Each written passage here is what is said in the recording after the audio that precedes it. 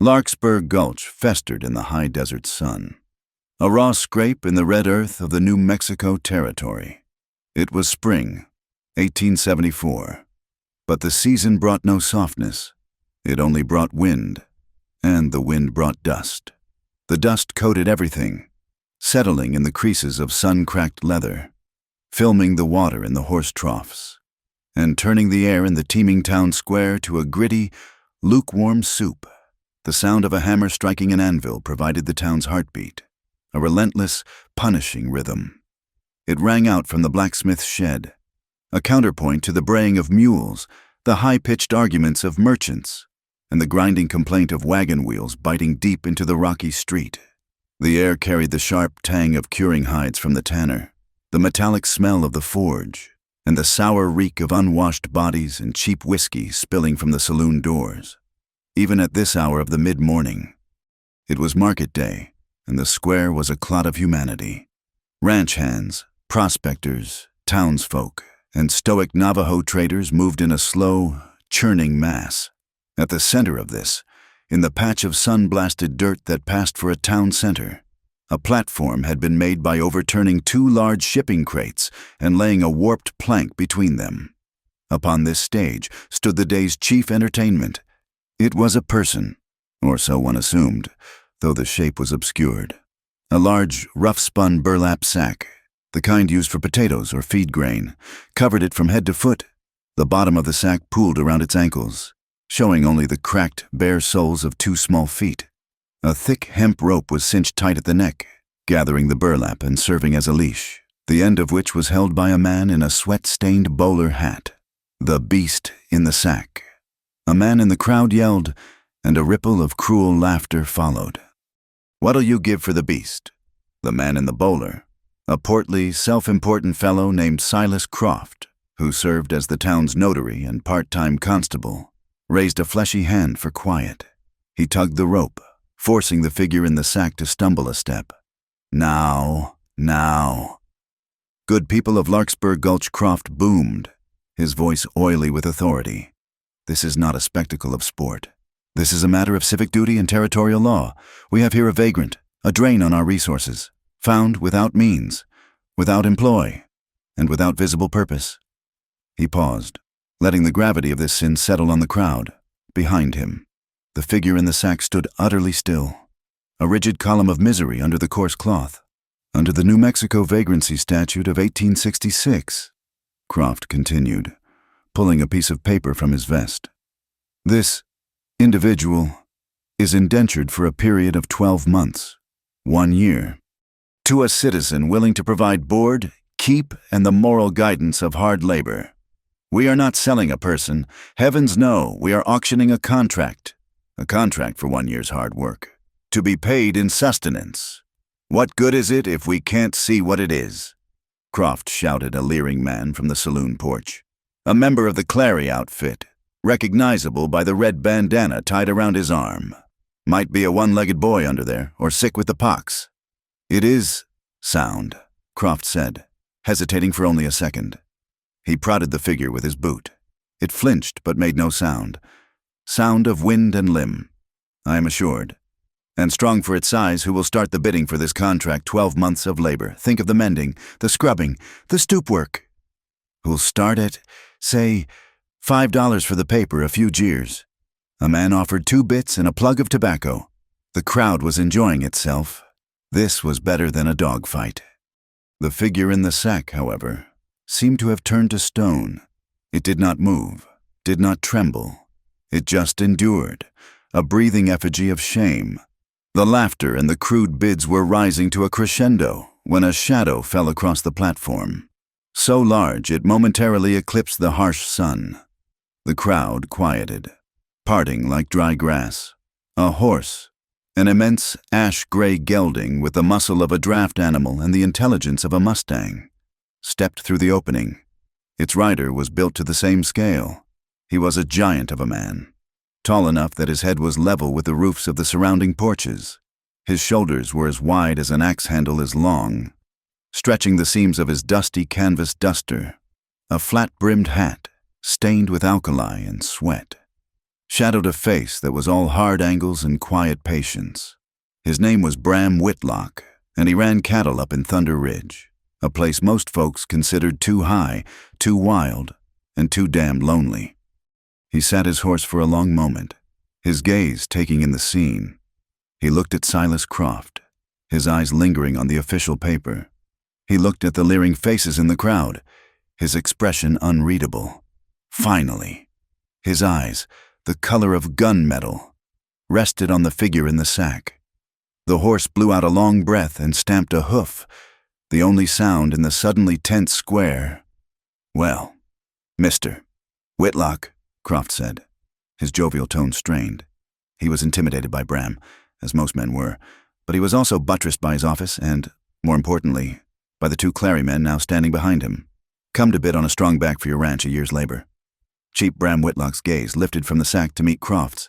When he spoke, his voice was not a boom, but a low, deep rumble that carried farther than any shout. "That contract's not legal," he said. Croft's face flushed purple. "What, sir? This is territorial law." "I have the paper right here. The law says a vagrant is someone who refuses work," Bram said, his voice calm, like a teacher explaining a difficult sum. "It doesn't say you can snatch up anyone you please and sell them for a year." He dismounted, a fluid movement for such a large man. He didn't drop the reins. The gray horse stood as if tethered to the spot. "This is coercion, Croft, and it's unconscionable. Now you listen here. Whitlock, the town marshal," a thin, weasel-faced man named Blevins, stepped forward, his hand ostentatiously settling on the butt of his pistol. "You're interfering with official town business. This vagrant was judged according to procedure, judged by who Bram asked, walking steadily toward the platform. You, the Clarys."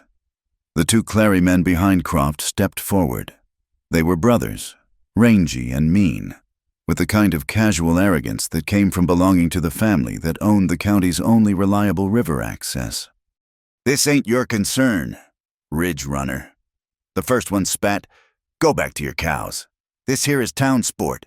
It stops being sport when you use a rope," Bram said. His eyes flicked to the hemp tied around the figure's neck. He was now at the edge of the platform, towering over Croft. "I'm telling you to back away. Whitlock," Blevins warned, his voice cracking, "or I'll arrest you for obstruction." "Go ahead," Bram said, not looking at him. He looked at Croft. "Take the rope off. I'll do no such thing." Croft puffed, emboldened by his support. "This is my prisoner until the contract is sold." The first Clary man, deciding the time for talk was over, swung his baton, a thick piece of hickory, aiming for Bram's head. Bram didn't flinch. He didn't dodge. He simply raised his left hand, caught the baton mid-swing, and squeezed. The wood groaned. The Clary man's eyes went wide with shock and pain as his fingers were crushed against his own weapon. Bram twisted his wrist, not violently, but with irresistible force. The baton was ripped from the man's grasp. Blevins, the marshal, yelped and fumbled for his gun. "That's assault." Bram took one step. He pushed the second Clary man, who was charging with a knife. It wasn't a punch. It was a shove, like a man pushing a stubborn gate.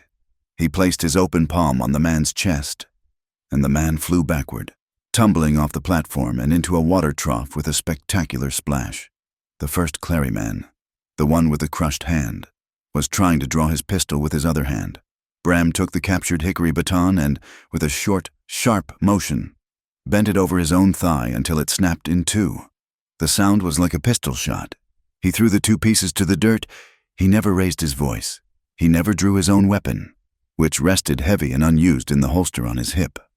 He simply looked at the remaining men, Blevins, who was frozen with his gun half drawn, and Croft, who had stumbled backward into the horseless wagon. Bram's eyes did the work. They were not angry, they were not hot. They were cold, patient, and utterly resolved.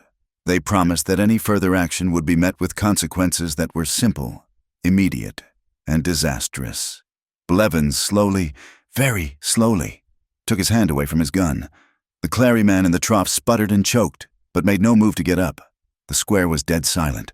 The only sound was the drip, drip, drip of water from the trough. Bram Whitlock turned his back on them all. He faced the figure in the sack. He pulled a large clasp knife from his belt, and with one clean motion, cut the hemp rope at the figure's neck. The severed end fell to the plank. He sheathed the knife. Then, gently, as if handling a spooked foal, he bent down. He put one massive arm behind the figure's knees and the other around its back, and he lifted. The person weighed almost nothing. It was like lifting a bundle of sticks and cloth. The figure stiffened in his arms. A single, sharp intake of breath, the only sound from beneath the burlap. But it did not struggle. Bram turned, holding the sacked figure against his chest. He looked at the marshal. "My name is Bram Whitlock," he said, his voice carrying to every corner of the square. "I live at Thunder Ridge. I will be taking this person into my charge. If the circuit judge has a problem with that when he passes through in the fall, he knows where to find me. I will answer to him, and him alone." He walked to his horse. The big gray gelding hadn't moved an inch. With practiced ease, Bram settled the small, light figure onto the front of the saddle, then swung up behind, enclosing the person in a protective circle of his arms. He gathered the reins. The crowd stared, dumbfounded. The sheer audacity of it, the quiet, undeniable power of the man, had short-circuited their afternoon's cruelty. "He's a fool," someone muttered from the back. But the insult lacked conviction. "I, an agitator," said another, but then a woman's voice, low and clear from the shadows of the general store's porch, added a new thought. Or maybe it's not a beast under there at all. Bram didn't look back. He touched his heels to the gray's flanks. The horse moved forward, parting the crowd, which now seemed almost ashamed to meet his gaze. They walked past the saloon, past the defeated marshal and the sputtering Claryman, and out of the main square. The horse's gait quickened to a steady, ground-eating trot. They left the sounds of the anvil and the shouting behind, following the worn trail that led north, away from the dusty, compromised heart of Larkspur Gulch. They climbed, heading for the high, clear air of the ridges, toward the valley they called Thunder Ridge, the place Bram Whitlock had built with his own 2 hands, the place he called home. The ride to Thunder Ridge was long, climbing steadily out of the dusty basin into the high country where the air was thinner and the wind had a cleaner bite. Bram Whitlock kept the big gray gelding at a steady walk, conscious of the small, rigid figure settled in front of him. She had not moved a muscle the entire way, had not made a sound. She was light, far too light, and through the coarse burlap, he could feel a faint, bird-like tremor that was not from the cold. They crested the final rise, and the valley opened up before them. It was not a gentle place, but it was magnificent. A wide bowl of high plains grass, greening with new spring, was cupped by sheer, dark ridges of rock that gave the valley its name. In the center, a sturdy cabin of squared logs sat beside a running creek, smoke rising from its stone chimney in a thin, straight line. A few outbuildings, a barn, a smithy, a chicken coop were clustered nearby, all built with the same solid, no-nonsense craftsmanship. As they approached, an older woman with iron-gray hair pulled into a tight bun stepped onto the porch, wiping her hands on a flour-dusted apron. This was Maud, the woman who had helped raise Bram and now ran the household with a firm but quiet hand. Her sharp eyes took in the scene Bram on his horse, and the strange, sacked burden he carried. She did not look surprised, merely resigned. A moment later, a man emerged from the barn. He was wiry and tough as old leather, with a grizzled beard and a missing left arm. The sleeve of his flannel shirt pinned neatly at the shoulder. This was Harlan, Bram's uncle, the man who had taught him how to read, how to shoot, and how to spot a lie. Harlan's one good eye narrowed, taking in the burlap sack with a mixture of suspicion and wary curiosity. Bram swung down, the ground seeming to shudder slightly under his weight. He reached up. "Easy now," he said, his voice a low rumble. "You're safe here." He lifted the figure down. She stumbled, her bare feet pressing into the cool dirt of the yard, and she would have fallen if he hadn't steadied her with a hand on her shoulder. She instantly flinched away from his touch, drawing in on herself, and he pulled his hand back as if her skin were hot. "Maud." "Harlan," Bram said by way of greeting. He nodded toward the girl. "This person needs shelter. We'll be in the house." He didn't lead her by the rope. He had thrown that away miles ago. He simply walked toward the house, leaving her to follow. After a long, frozen moment, she did, her movement stiff and uncertain, a small, grim shadow trailing the giant. The inside of the cabin was one large, warm room. A massive stone fireplace dominated one wall, a pot of something savory bubbling over the low flame. A long, scrubbed pine table sat in the center, surrounded by mismatched chairs. The air smelled of wood smoke, old coffee, and the faint, sharp scent of Maud's lye soap. It was a place of work, of substance, but it was clean and it was warm. The girl stopped just inside the doorway, a dark silhouette against the bright light, refusing to come further into the room. Harlan and Maud entered behind her, Maud shutting the door gently, which plunged the room into the softer light of the fire and the few windows. "Well now, nephew," Harlan said, his voice as dry as a cicada's rasp. He hooked his thumb toward the girl. "You've always been one for taking in strays, but you've outdone yourself. Used to be pups and three-legged coyotes. Now you're dragging home. What is it?" Exactly. Bram ignored him. He looked at the girl, who was standing by the door as if poised for flight. He saw her hands, bound loosely in front of her with a strip of leather. He hadn't noticed it in the square. He crossed the room in 2 strides, pulled his knife, and knelt. The girl let out a choked, dry sob and recoiled so violently she hit the door. Bram stopped, freezing in his crouch. He laid the knife on the floor and pushed it forward, away from him. He held up his empty hands. "I won't hurt you," he said, his voice gentle. "Those bonds. I'm just cutting the bonds." She stared at his hands, her body vibrating. He waited. 1 minute, 2. The only sound was the pop of the fire. Finally, slowly, she extended her bound wrists. He picked up the knife, and with one swift, precise movement, cut the leather. It fell away. He stood up, towering over her.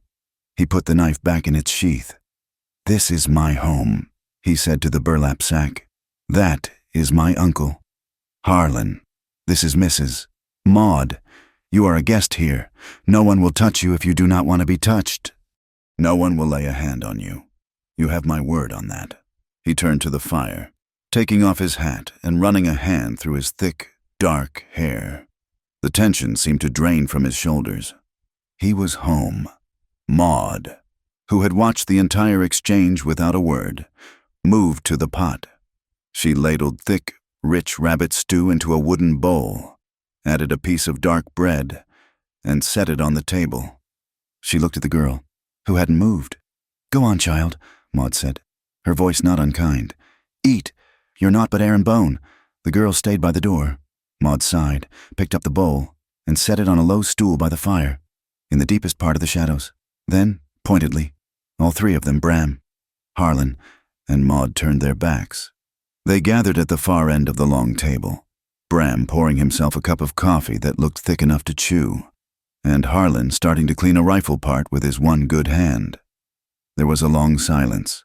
Then, a faint rustling, a skittering sound, like a mouse on the floorboards, the click of a spoon against the bowl.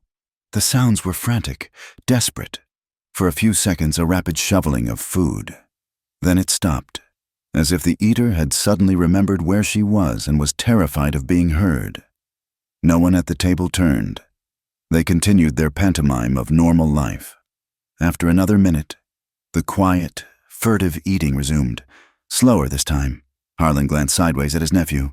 "Well, Bram," he muttered, his voice low, "you went to town for salt and wire. Instead, you bring back a storm. The Clarys won't let this go. You made them look like fools." "They are fools," Bram said, sipping his coffee. "Maybe so," Harlan conceded, rubbing the gunmetal with an oily rag. "But they're fools who own the water, and they've got Marshal Blevins in their pocket. You didn't just interfere with town sport. You challenged them, in their own house." "This is my house," Bram said. setting the cup down with a solid thud. "And the law is the law, not whatever Silas Croft and the Clarys decided is over whiskey." Harlan shook his head, a ghost of a smile playing on his lips. "You always did have a spine made of iron. And a head to match." He looked over his shoulder at the huddled shape by the fire. "Just hope you didn't pull this one from the fire just to land her in the furnace." Despite his words, when the cabin grew dark and the fire burned down to embers, Harlan took a thick wool blanket from his own bunk and, without a word, walked over and set it on the floor next to the stool where the girl was curled up. She flinched when his shadow fell on her, but he just dropped the blanket and walked away. That first night, the girl did not sleep. She sat with her back to the warm stones of the chimney, the blanket pulled around her shoulders, over the sack. She listened to the strange, safe sounds of the house, the low rumble of Bram's breathing from his bunk, the dry leaf rustle of Harlan turning over, the soft ticking of the clock on the mantel. Sometime in the deep middle of the night, Bram got up. She tensed, her hands clenching the burlap at her throat. He didn't come near her. He went to a chest, took something out, and walked to the door. He paused, then walked back, detouring to her dark corner. He stopped a few feet away and set something on the floor. Then he went back to his bunk. When the first gray light of dawn crept through the windows, she saw what he had left. It was a pair of thick leather work gloves. They were old and stained, molded to the shape of his own large hands, but the leather was supple and the stitching was sound. They were a promise, not of rescue, but of work, a share in the labor, not a sentence of it. When Maud rose to light the stove, the girl was already up. The hearth was swept clean of ashes. The kindling box, which had been nearly empty, was neatly stacked with fresh split wood. The girl moved like a ghost through the next few days. She did not speak. She kept the sack on, always. When Bram or Harlan were in the cabin, she made herself small in the corner. When they were out, she worked. She helped Maud scrub the floors, turn the butter, and feed the chickens. She was quick, efficient, and silent, but the slightest sudden movement, the sound of a raised voice or a door slamming in the wind, would send her recoiling, her hands flying up to clutch the rough cloth over her heart. Bram worked on the fences, mending the posts that the winter frost had heaved. He was aware of her. He'd see a flicker of movement from the cabin window, the burlap-covered figure watching him as he worked with the horses. He never waved, never called out. He was giving her space, as much of it as the high valley held. On the third day, the sun was high and hot by noon. He was a mile from the cabin, resetting a post. He was thirsty and reached for the canteen that usually hung from his saddle. It was gone. He sighed, annoyed at his own forgetfulness. As he turned back to his work, he saw movement at the edge of his vision. It was the girl, standing 100 yards away, by the creek. She was holding his missing canteen. He didn't move. He didn't call to her. He just watched. She stood there for a long time, as if warring with herself. Then, she walked forward, her steps small and hesitant. She didn't come all the way. She stopped about 20 yards from him, set the canteen on a large, flat rock, and then, as quickly as she had come, she fled back to the safety of the cabin. Bram waited a full minute before walking over. He picked up the canteen. The tin was cool, beaded with moisture. She had refilled it with cold water from the creek. He took a long drink. That evening, they sat at the table, a stew, a fresh loaf of bread.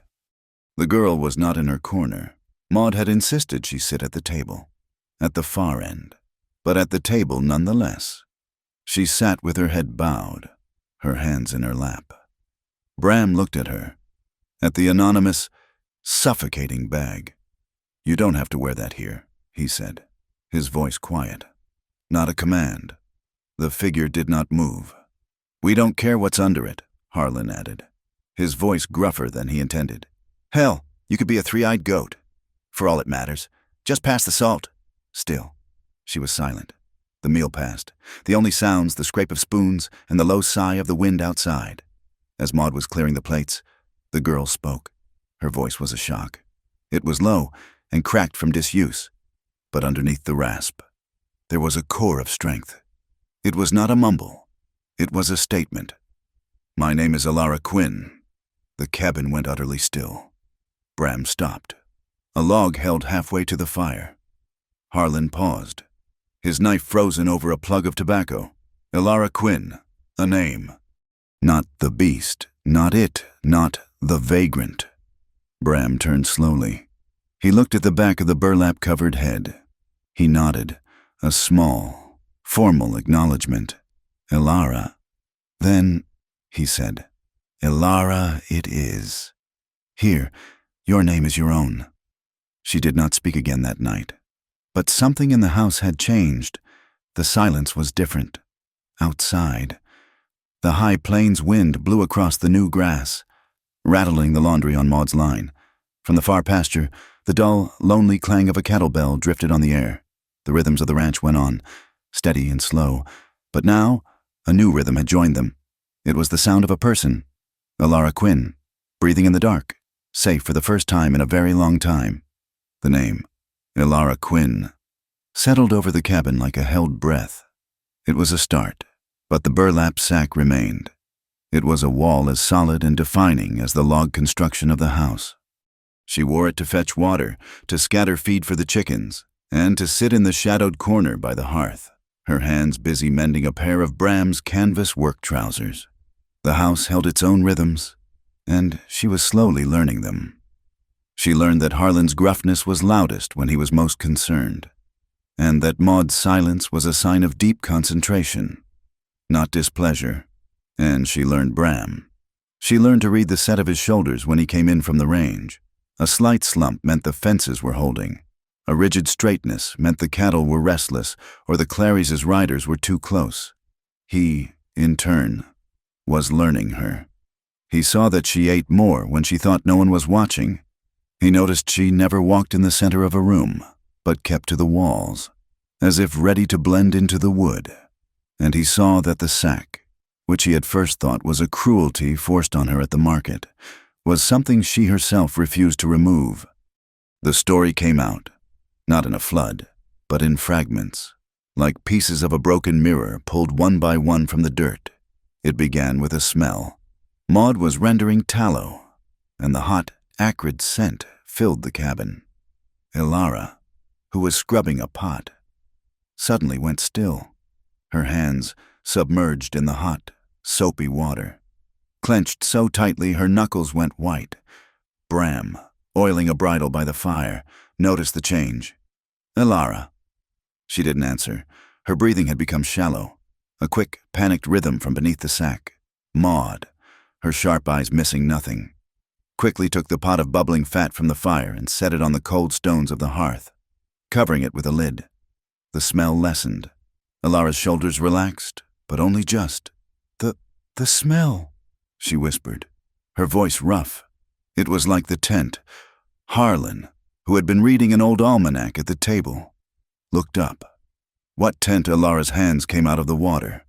She dried them, not on a towel, but on the coarse burlap of her own covering, a gesture of self-comfort that was painful to watch. The fair. In Missouri. It was a long time ago. She spoke to the pot she was still scrubbing. Not to them. I was 5 years old. A kerosene lamp. It tipped. The canvas. It smelled like that. Like burning fat and cloth. She said no more. But the image hung in the warm, safe cabin of a 5-year-old child. A traveling fair. A fire. The next piece came 2 nights later. A cold snap had them all drawn close to the fire. Alara was stitching a patch on Harlan's one-sleeved shirt. "My parents died of fever that winter," she said, her voice flat, as if reciting a memorized fact. "There was only my aunt, my mother's sister, Prudence Kellum." Harlan grunted. "Prudence sounds like a woman who names her cats virtue and chastity." Alara's hands paused their stitching. She was a devout woman. She said the fire was a mark, a judgment. She said my face was a temptation to sin. Bram stopped his work, the piece of leather in his hand. A temptation.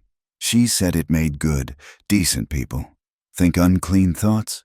either pity, which is a form of pride, or disgust, which is a form of judgment. She said it was my duty to save them from it, to save their virtue. The memory seemed to fill the sack, pressing outward. So she made me this. The first one.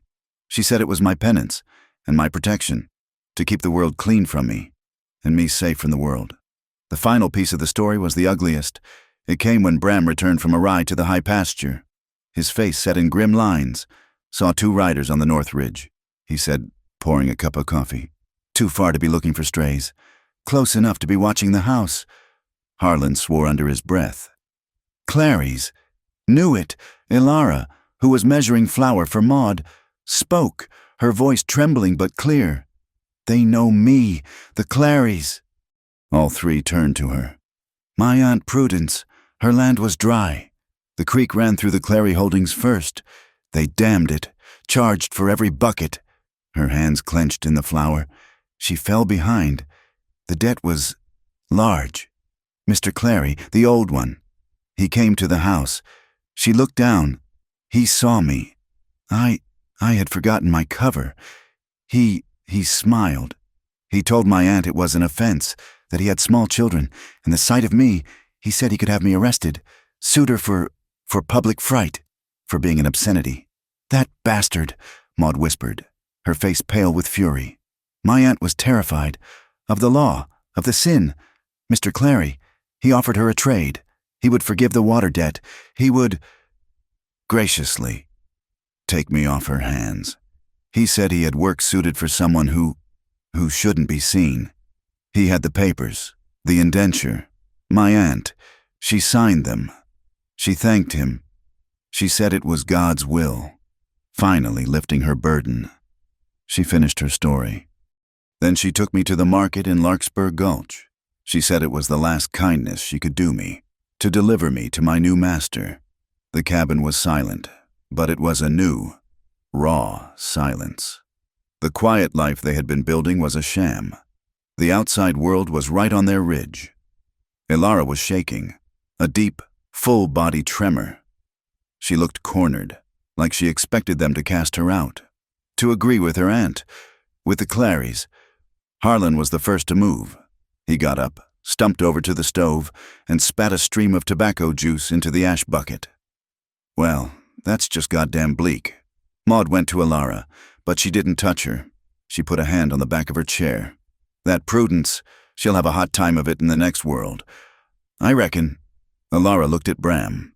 He had not moved, his face carved from shadow. He was watching her, his gaze steady. He wasn't looking at the sack, he was looking at her. He finally set his cup down. He did not offer her pity. He did not say a kind word of comfort. He just nodded, as if she had given him a report on the fences. Scars don't lie, Bram Whitlock said, his voice quiet. People do. It was, perhaps, the kindest thing anyone had ever said to her. It was an acknowledgement of her truth, without the sticky, suffocating honey of pity. The next day, Maud busied herself in the kitchen, boiling lye and mixing it with lavender and pine sap. She set a small, hard bar of soap on the table in front of Ilara. "The fire," Maud said, her voice brusque, the smell of old smoke, old leather. "It sinks into the skin. This will help. It's for new harnesses. But it works on people. Too, gets the burn smell out." Ilara looked at the soap. She picked it up. She smelled it. It was sharp and clean and powerful. Later, when she came back from the creek, her hair damp under the sack, Maud thought she detected the scent of pine, and from behind the burlap, there was a small, choked sound. It was rough, like a hinge that hadn't been oiled in a decade, but it was unmistakable. It was a laugh. Harlan, too, found his own way. He found her staring at the kitchen knives, a dull, nicked collection of blades. "You're holding it wrong," he said, coming up behind her. She jumped, but he ignored it. He picked up the honing steel. "Give it here." He took the largest butcher knife. "You don't saw with a knife. You let the blade do the work, but it can't work if it's blunt as a damned hammer." He drew the blade across the steel with a sharp shing. "A dull blade," he said, drawing it across the other way. Shing is more dangerous than a sharp one. A dull blade slips. It'll slide off the gristle and right into your hand. A sharp one goes where you tell it. He held the knife out to her. Handle first. Go on. 10 strokes each side. Make it sing. She took it. She was clumsy at first, but Harlan was a patient teacher. Shing, shing, shing. It was a new sound. The sound of making a tool, not just using one. The rumors from town confirmed Bram's sighting. The next time he rode in for supplies, leaving Harlan on the ridge with a rifle, he heard the talk in the general store. Heard you got new help. Whitlock, the proprietor said, not meeting his eye. Heard he's keeping that thing from the market. A woman whispered from the boat goods aisle. The beast in the sack. Ought to be a law, another man muttered. Putting decent folk at risk. That giant's always been half wild himself. Bram paid for his salt and beans, his movements calm, deliberate. He let his gaze rest on the man who spoke. I've got a guest.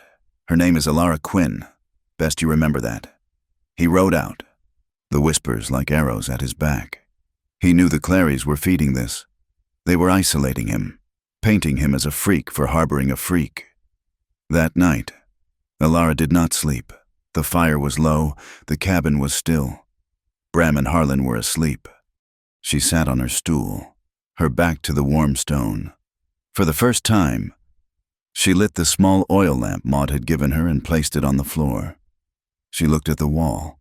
The lamp cast her shadow, large and stark, against the rough-hewn logs. It was a strange silhouette. From one angle, it was just the shape of a woman, small, with a smooth line down her neck and shoulder. But as she turned her head, the shadow shifted. The lamplight caught the folds and rough texture of the burlap, and the shadow became gnarled, uneven, half human, half effigy. She sat for hours, just turning, just watching, the smooth line and the rugged line, the person and the beast. She had lived so long trying to pretend the rugged part did not exist, to hide it, to suffocate it. But sitting there, in the quiet safety of the cabin, she realized the shadow was one single, unbroken thing. Both shapes, the soft and the gnarled, were cast by the same person. Both were her. The next morning, Alara was up before the sun. She took the burlap sack from her corner.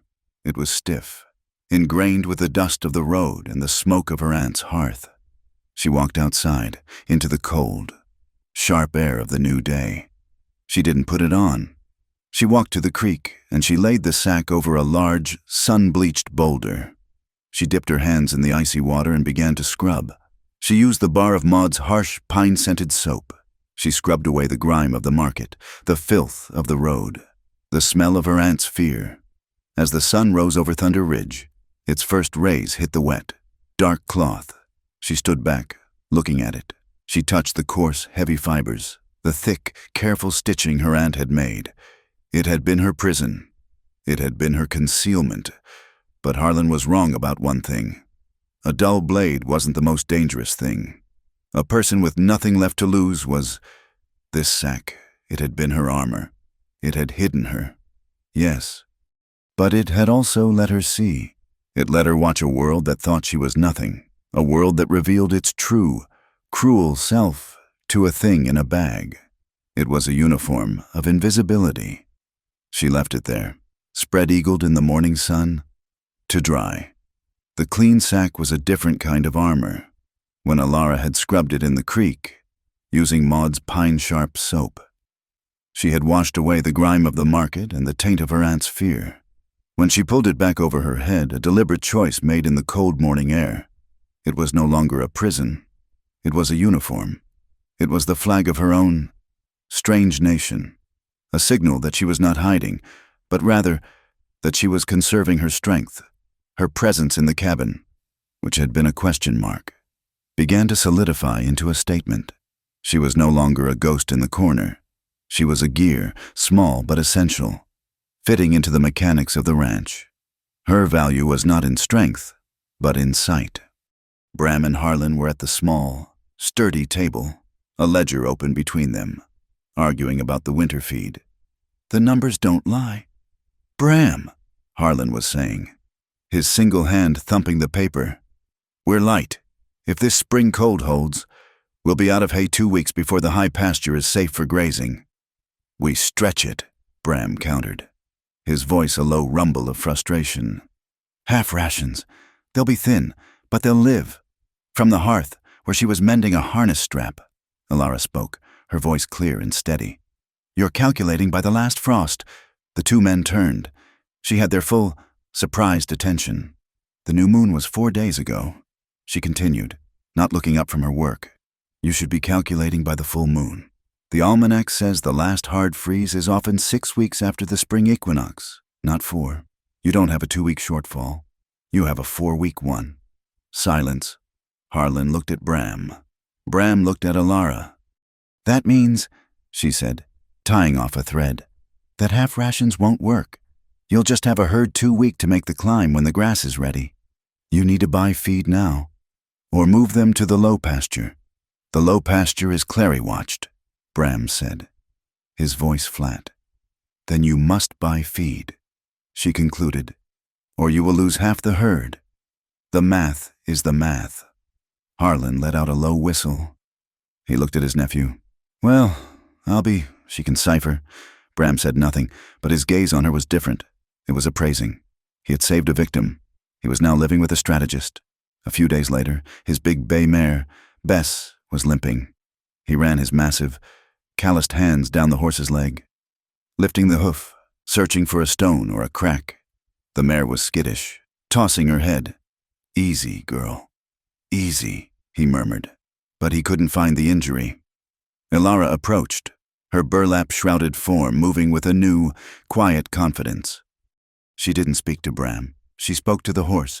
She knows you're in a hurry, Alara said, her voice soft. She ran her small, bare hand up the mare's neck, then down the leg. A gentle, tracing motion. The mare instantly quieted, her ears pricking forward. You search with your eyes. Bram, your hands are too large. You feel for the lump. You should be feeling for the heat. She held her palm over the hoof, her fingers light. There, the left forehoof, near the frog. Bram bent down, looking closer. I see nothing.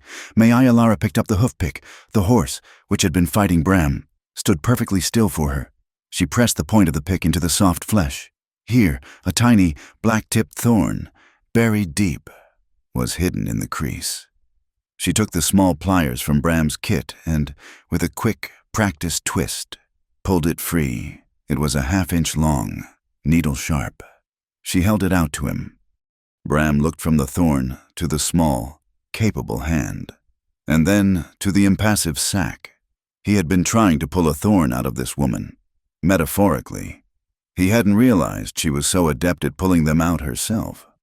The ranch was a place of constant repair, and the calf shed's north wall was a problem. A winter storm had torn the old canvas tarp that served as a windbreak, and the new calves shivered in the draft. It's rotten, Bram said, pulling at the frayed canvas. We'll need a new one from Socorro. That's a 3-day ride I don't have. Alara stood in the opening of the shed. The old feed sacks are strong. He turned. She was pointing to a pile of burlap sacks, identical to the one she wore. In the corner of the barn. They are just sacks. They are canvas, she corrected. They are woven. They can be sewn. For the next 2 days, she did not help Maud in the house. She took over the barn floor. She collected every discarded sack. She tore them open, laying the pieces flat. She had no yardstick, no chalk line. Instead, Bram watched her braid a long, thin rope from binder twine. She pulled it taut between 2 support posts in the barn, creating a perfectly straight, level guide, using the twine line as her measure. She cut the burlap pieces with Harlan's sharpest knife. She laid them out, overlapping the edges, and with a sailmaker's needle and waxed thread, she began to stitch. Her work was not fast, but it was perfect. Every stitch was evenly spaced, every seam reinforced. Harlan joined Bram, the 2 men leaning against a stall, watching her work. She was a small, shrouded figure, kneeling on the barn floor, creating a massive patchwork quilt of utility. Look at that seam.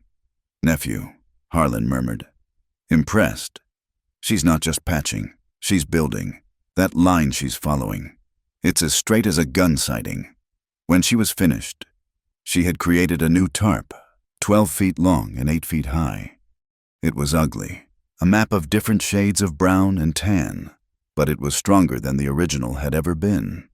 She and Bram hung it together, the giant and the shrouded girl, working in a silence that was no longer awkward, but efficient. The wind hit the new wall, and it held. The word "we" came a week later. They were at the dinner table. The mood was low. The creek that watered Bram's lower pasture was running at a trickle, and the reason was upstream, on Claryland. "He's done it," Bram said, his voice hard. "He's built the new dam, diverted the main flow." "That's illegal," Harlan snapped. "His permit is for a spillway, not a full dam. It's only illegal if the circuit judge says so. And he won't be here for 4 months, Bram said. "There's nothing to do but ride up there and break it again, and get yourself shot by the men he's posted." Harlan argued. "Don't be a fool." "I'm not a fool," Bram said. "I'm a man who needs water." Ilara, who had been listening, her head bowed over her plate, spoke. "What if we filed a water rights claim at the county seat?" Bram looked at her. "They'll laugh me out of the office. The Clarys are the office. They will laugh at you," Ilara said, her voice precise. "But they will not laugh at paperwork. Not if it's correct. We can measure the flow. We can document the old water line. We can prove first use. If we file the claim, the judge has to look at it, whether the Clarys like it or not." Harlan's fork stopped halfway to his mouth. It was the word that struck Bram. We can measure. We can document, not you. It was the first time she had ever included herself in the ranch's future, in its fight. He found, to his surprise, that he liked the sound of it. He liked it a great deal. He needed to check the fence line in the south pasture. A long, full-day ride. As he saddled the gray, Ilara came out of the cabin, wearing the old pair of Harlan's trousers Maud had cut down for her, with her dress pulled over them. The burlap sack was firmly in place. "I will come," she said. It was not a question. Bram hesitated. "It's a hard ride, and if we see Clary's men, I can check the alkali patches near the spring," she said, ignoring his objection. "And I can ride." He nodded. Once, he helped her onto the gentle mare, the one whose hoof she had saved. They rode out, Bram's large form and her small one, a strange pair against the wide, empty landscape. The wind was high, whipping at her sack, but she sat the horse with a steady, confident seat. "We'll follow the creek bed," Bram shouted over the wind. "It's the fastest way." She pulled her horse to a stop. "No, that's wrong," she shouted back. "Not after the rain, it will be quick mud. We must take the high trail." She pointed to a barely visible game trail that snaked up the rocky side of the canyon. Bram stared. He had lived on this ridge for 10 years and had always used the creek bed. But he also knew she was right. A heavy rain 2 nights ago would have turned that dry wash into a bog. He had been here for a decade. She had been here for 3 weeks, and she saw the land better than he did. "Lead the way," he called. She did. The trail was hard, but fast. From the ridge, they looked down and saw the creek bed, a wide, glittering trap of thick mud. She had saved them half a day, and possibly a horse. That night, the atmosphere in the cabin was lighter. After dinner, Harlan was cleaning his carbine. Bram was staring out the window, into the deep, clear blackness. "Orion is high tonight," he said, more to himself than anyone. "The hunter, the belt is bright," Ilara said from her seat. She was eating, her head bowed. Harlan looked up, interested. "You know your stars." "Girl, I know them," she answered. "But not by sight." Bram turned from the window. "What does that mean?" There was a pause. "My Aunt Prudence did not permit me to be out after dark.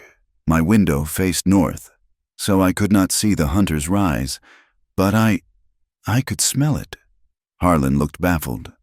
"Smell the stars, I know Orion is rising," Ilara said, her voice very soft, as if telling a secret. "When the air smells like cold iron and damp stones, the way the world smells just after a hard, fast rain, when the ground is clean. That is the smell of the hunter." Harlan shook his head. "Lost." Maud smiled into her mending. Bram was silent for a long moment. Then, A low rumble started in his chest. It was a sound no one in the cabin had heard in a long time. It was a genuine, deep laugh. He was not laughing at her. He was laughing in pure wonder. "The smell of the hunter," he said, shaking his head. I'll be damned." His eyes met the burlap sack, and for the first time his gaze was not patient, or protective, or curious. It was warm. The warmth was shattered by a sudden, sharp crash. Glass exploded inward from the main window. A rock, wrapped in a piece of paper, thudded onto the floor and rolled to the center of the room. Before the rock stopped rolling, Harlan had his one-handed carbine up, aimed at the new, black, gaping hole in the wall. Bram was already moving, shoving Ilara and Maud behind the heavy table. "Get down, silence," just the high, thin whistle of the wind through the broken pane. Bram moved cautiously, his own pistol in his hand. He kicked the rock, then picked up the paper. "What does it say?" Harlan hissed from the shadows. Bram's face was granite. "Freaks belong with freaks. Get the beast out, or we'll burn you out." Ilara, crouching behind the table, began to tremble. This was her fault. She was the storm. Bram said nothing. He jammed the paper in his pocket. He grabbed a hammer, nails, and a spare plank from the woodpile. He went outside into the dangerous dark and, with loud, angry blows, nailed the board over the broken window. The next morning, he took a wide plank, a bucket of black tar, and a brush. He painted 4 words. He rode to the entrance of his valley and nailed the sign to the main gate post. It said, "Trespassers treated as thieves." The rock changed everything. The cabin was no longer a shelter. It was a fortress. And in a fortress, everyone had to be a soldier. "Maud can shoot," Harlan said that evening. "Bram can shoot. I can shoot." "You," he looked at Ilara. I cannot," she whispered. "Cannot is a target," Harlan said, his voice flat. "Will not is a choice. You don't have that choice." "Dawn?" "Tomorrow." He took her to the edge of the clearing. He gave her his lightest carbine. The rifle was still too heavy for her. Her first shot, a blast that seemed to shake her bones, kicked up dirt 10 feet wide of the tin can he had placed on a post. Again, he ordered. She was not strong. Her shoulders ached, but the hands that had stitched the tarp and pulled the thorn were steady. She learned to use her bones, not her muscle, to brace the stock. She learned to squeeze the trigger, not pull it. She shot all morning. By noon, she was exhausted. "One more," Harlan said. 50 yards. Just breathe. Squeeze." She breathed, aimed, squeezed. Ping! The tin can flew backward off the post. Harlan grunted, his highest form of praise. "You're not strong, but you're accurate. You don't flinch, you just aim." Maud, too, had been working. She saw the new steel in Ilara, but she also saw the terrible weight of the burlap.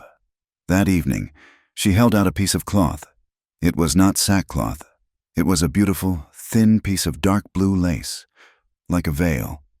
"That thing," Maud said, nodding at the sack.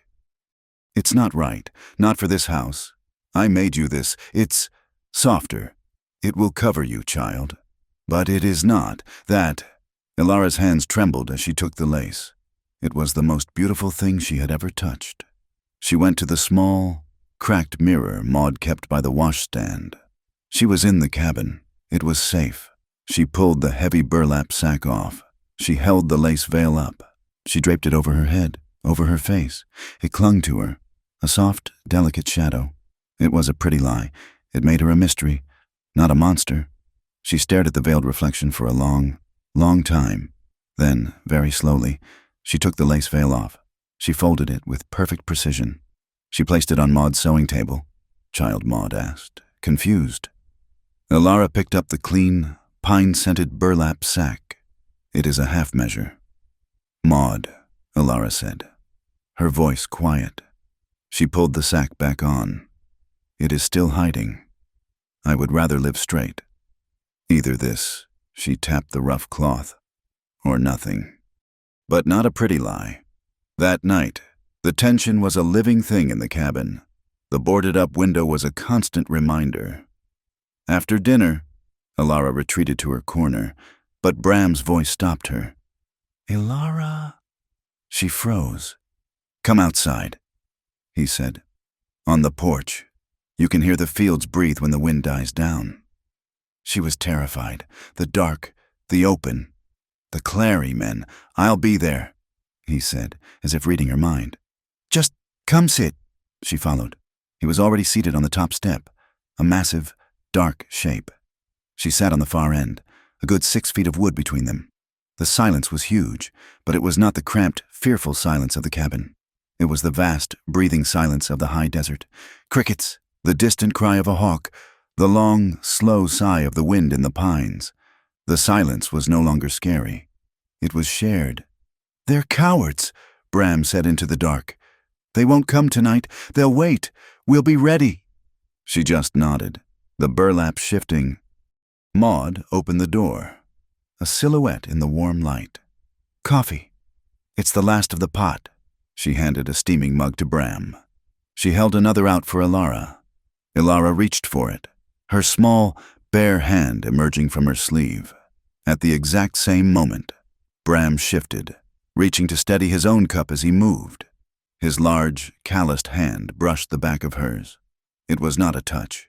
It was an explosion, a jolt, like static, that paralyzed them both. Any other time, any other touch. Ilara would have recoiled as if struck. She would have scrambled away, her hands flying up to her head, her breath catching. But she did not move. Her hand, small and pale in the moonlight, stayed right where it was, hovering in the air, the skin still tingling from the accidental contact. Bram froze. Too. He could have pulled away, apologized, pretended it didn't happen. He did not. He just stopped. She did not flinch. She did not recoil. She just stayed, present, in the shocking, shared warmth. Then, slowly, she turned her head, the burlap facing him, a clear, deliberate orientation. He drew his hand back, his coffee in it. His heart was hammering in a way the Clary's rock had not made it. Neither of them spoke, but the 6 feet of pine plank between them had just evaporated. It was gone. The air in its place was charged, and it was not with fear. It was with something else. The accidental touch on the porch steps had redrawn the map of the ranch. The air, once filled with the comfortable, empty silence of the high plains, was now taut, a wire humming with an unspoken current. They were careful not to brush hands again. When Bram passed Ilara a cup, he set it on the table for her to pick up. When she handed him a mended shirt, she laid it on the back of his chair. It was a dance of polite distance, more charged than any embrace. The pressure cooker, however, required a heat source, and the Clarys were happy to provide the flame. They came 4 days after the rock had shattered the window. It was not a hidden, nighttime raid. This was a formal, public assault, armed with the law. They rode into the yard at mid-morning. A small, grim delegation, Silas Croft, the notary, looking puffed and self-righteous, Marshal Blevins, his thin face twitching with nerves, a man in a city suit with a slick, pasted-down parting, who could only be a lawyer, and flanking them all, 2 Clary sons, their holsters worn high, their expressions bored and insolent. Bram met them on the porch. He had seen them coming from a mile off, and he stepped outside, a massive, unmoving wall of a man. He held a coffee cup, as if they had merely dropped by for a social call. Behind him, inside the cabin, Harlan stood in the shadows with his carbine, and Maud moved Ilara to the back room, by the small, high window. "That's far enough." "Croft," Bram said, his voice calm, but it carried across the yard. The man in the suit trotted his horse forward. He was all polished boots and condescension. "Mr. Whitlock, my name is Harmon. I am retained by the county, and I'm here with Marshal Blevins to execute a lawful contract of indenture. We are here for the vagrant." Bram took a slow sip of his coffee. "There are no vagrants here. This is a private residence. Do not play games." Sir Harmon snapped. "We have a warrant, signed by Marshal Blevins." He stressed the name, as if it carried weight to reclaim the individual known as the Beast in the Sack, who was taken from the lawful custody of the town of Larkspur Gulch. "There is no such person," Bram said. "There is, however—" A guest in my home, a Miss Ilara Quinn, and you are trespassing on her behalf and mine." "Her name is irrelevant," Croft shouted, emboldened by the lawyer. "She is a ward of the county, and you, sir, you stole her. I'll see that contract, Mr. "Harmon," Bram said, holding out his hand. Harmon, surprised, fumbled in his saddlebag and produced the paper. Bram read it, his face unreadable. He looked at the bottom. "This is an indenture." "All right," Bram said, his voice still mild. "Signed by a Prudence Kellum, but I don't see a signature from Miss Quinn. I don't see a witness, other than your name, Croft, and I don't see a territorial seal from a circuit judge. That is not required for a vagrancy charge." Harmon sputtered. "It is required," Bram said, his voice hardening, losing its mildness. "For a 12-month indenture, this isn't a 3-day sentence in a drunk tank. This is a year of a person's life. You need a judge's signature. You don't have one." He folded the paper. "What I see here is a bill of sale, dressed up as a legal paper. I see coercion, which makes the contract void. I see a signature from a person who is not the party in question, which makes it fraudulent. And I see you, Mr. Harmon, defending a piece of paper that isn't worth the dung on my boot." He didn't hand the paper back. He tucked it into his own shirt pocket. "Now, you have 2 choices," Bram continued, setting his cup on the porch rail. "You can ride out of my valley, or you can attempt to serve this warrant, at which point my uncle, who is in the window with a carbine, and I will defend this property and its guests from armed trespass." "Which is it?" The lawyer's slick face went pale. The Clary sons' hands moved to their guns. Blevins Harmon shrieked, "Arrest this man!" Marshal Blevins looked at Bram. He looked at the dark window where Harlan was a shadow. He looked at the .45 hanging at Bram's hip, which Bram had not even touched. Blevins' hand, resting on his own gun, was visibly shaking. "Now, Bram," Blevins said, trying for a placating tone, "this is a county matter. This is just legal business." "Then we'll settle it as legal business," Bram said, his voice reasonable again. "The circuit judge, Judge Elias Thorne, will be in Socorro for the summer session. First week of July, that's 5 weeks from now. I will be there. Miss Quinn will be there. We will present this contract to him, and we will present our case. And he, a federal appointee, can decide. Until then, get off my land." He had checkmated them. He had used their own rules, their own system, and turned it against them. To defy him now would be to admit they were acting outside the law, the very thing they were accusing him of. Harmon's face was a mask of fury. "You will regret this, Whitlock. 5 weeks. You will be held in contempt, and you, sir," he glared, "will pay the Clary family for the loss of their lawful property." "Get off my land," Bram said. Each word was a stone. They left. They wheeled their horses in a spray of angry gravel and rode away, a defeated, fuming procession. Inside, Maud let out a breath she seemed to have been holding for 5 minutes. Harlan stepped away from the window, laying his rifle on the table. "Judge Thorne, smart. Nephew, he's the only man in this territory the Clarys can't buy." Ilara came out of the back room. She was shaking, but not from fear. It was a vibrating, contained rage. She walked to the boarded-up window, her back to them. Bram looked at her, his anger from the confrontation fading, replaced with a weary concern. "Ilara, it's done, for now." "No," she said, her voice muffled by the sec. "It's not. They won't wait 5 weeks." She was right. The proof came that night. It wasn't a sound that woke Bram.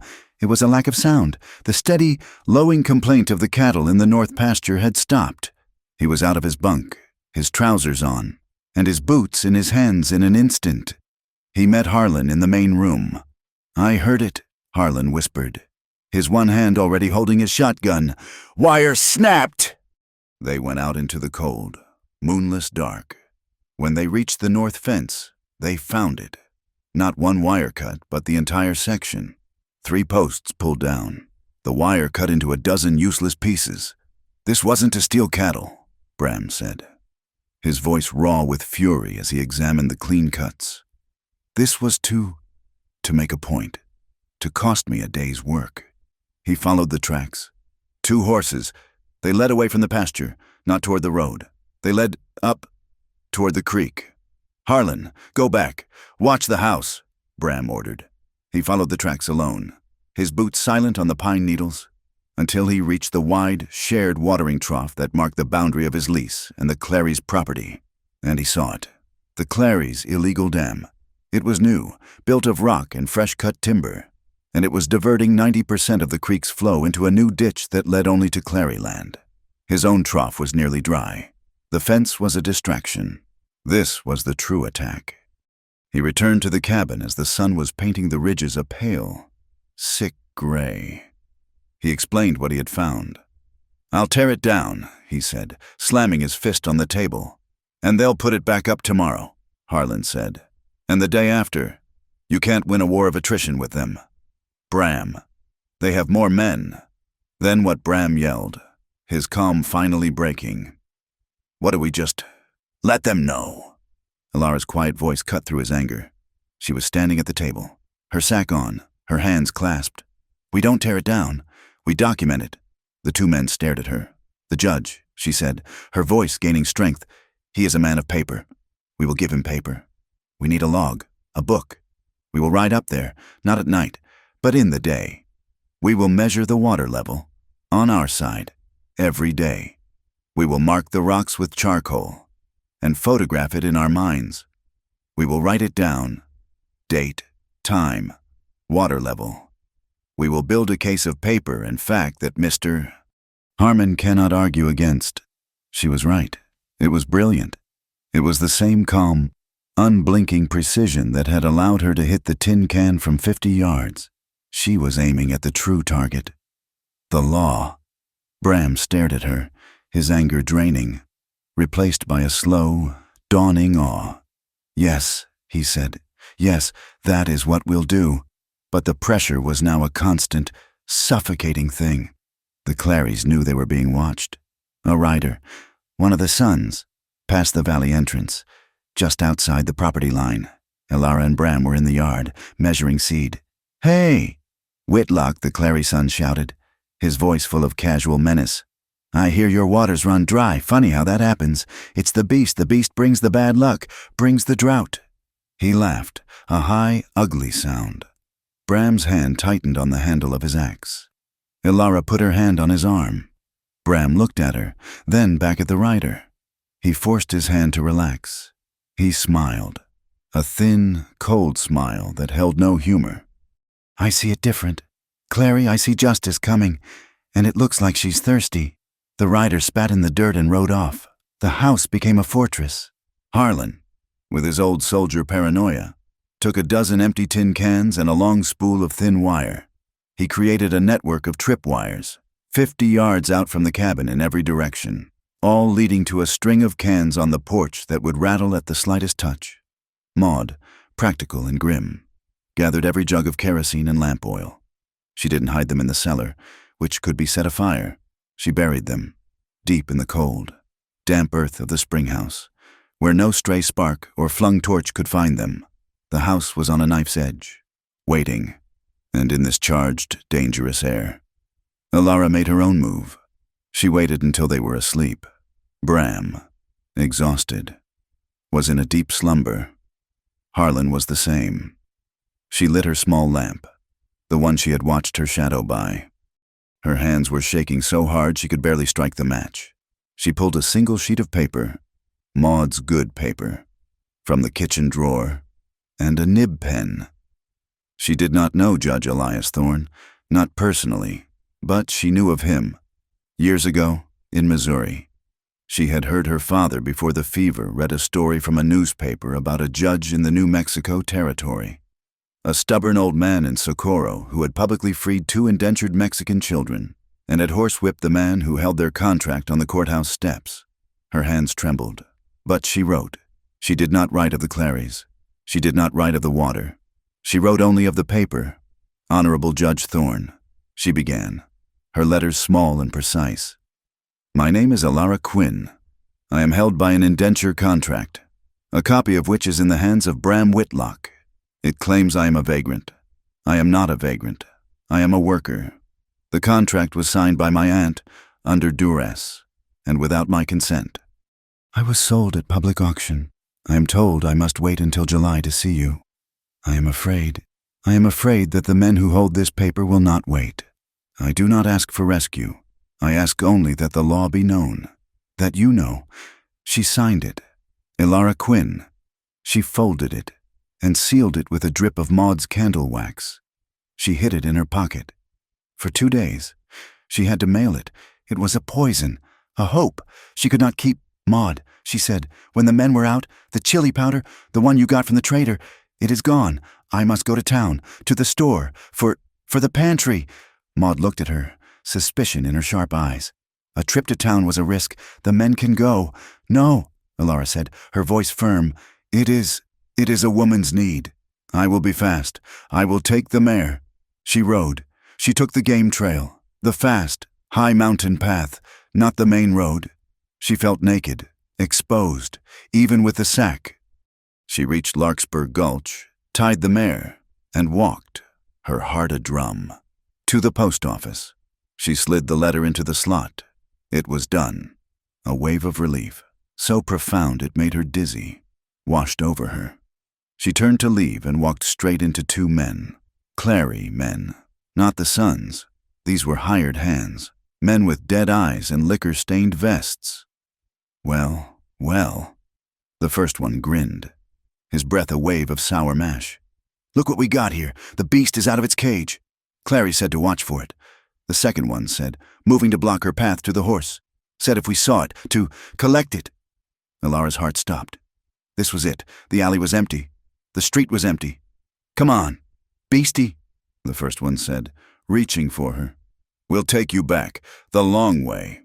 He grabbed the burlap sack at her shoulder. Elara did not scream. She did not fight. She did what Harlan had taught her aim. She did what Maud had taught her use the tools. In her pocket, next to where the letter had been, was a small tin. It was not empty. She had lied to Maud. She had filled it that morning with the reddest, finest, most potent chili powder from the pantry. As the man yanked her, she twisted, dug her hand into her pocket, and threw the entire tin full of red dust, a fist of pure, powdered fire, straight into his grinning, surprised face. He screamed. It was not a yell. It was a shriek of profound, immediate agony. He let go, clawing at his eyes, his mouth, his nose. God. I'm blind, it burns. The second man, shocked, reached for her. Elara did not run for her horse. She ran for the one place they could not follow. A narrow, 2-foot-wide gap between the general store and the assay office. A rock-strewn passage she had seen from a distance. She was small. She was fast. She dove into the gap, scrambling over barrels, scraping her hands. The second man tried to follow, but his shoulders were too broad. He was stuck, cursing, trying to grab at her. She burst out the other side, into the back alley, ran a full block, circled the town, and came back to her mare from the north. She was on the horse and galloping, her heart threatening to burst from her chest before the first man's screams had even died down. She rode the mare at a killing pace, not caring, and burst into the yard at Thunder Ridge 2 hours later. Bram was there. He had been waiting. He had seen the lathered horse, the wild-eyed terror. He grabbed the mare's bridle as Elara half fell, half jumped from the saddle. He caught her. His hands were iron on her arms. He was furious. Where were you? Maud said. The store. Where were you?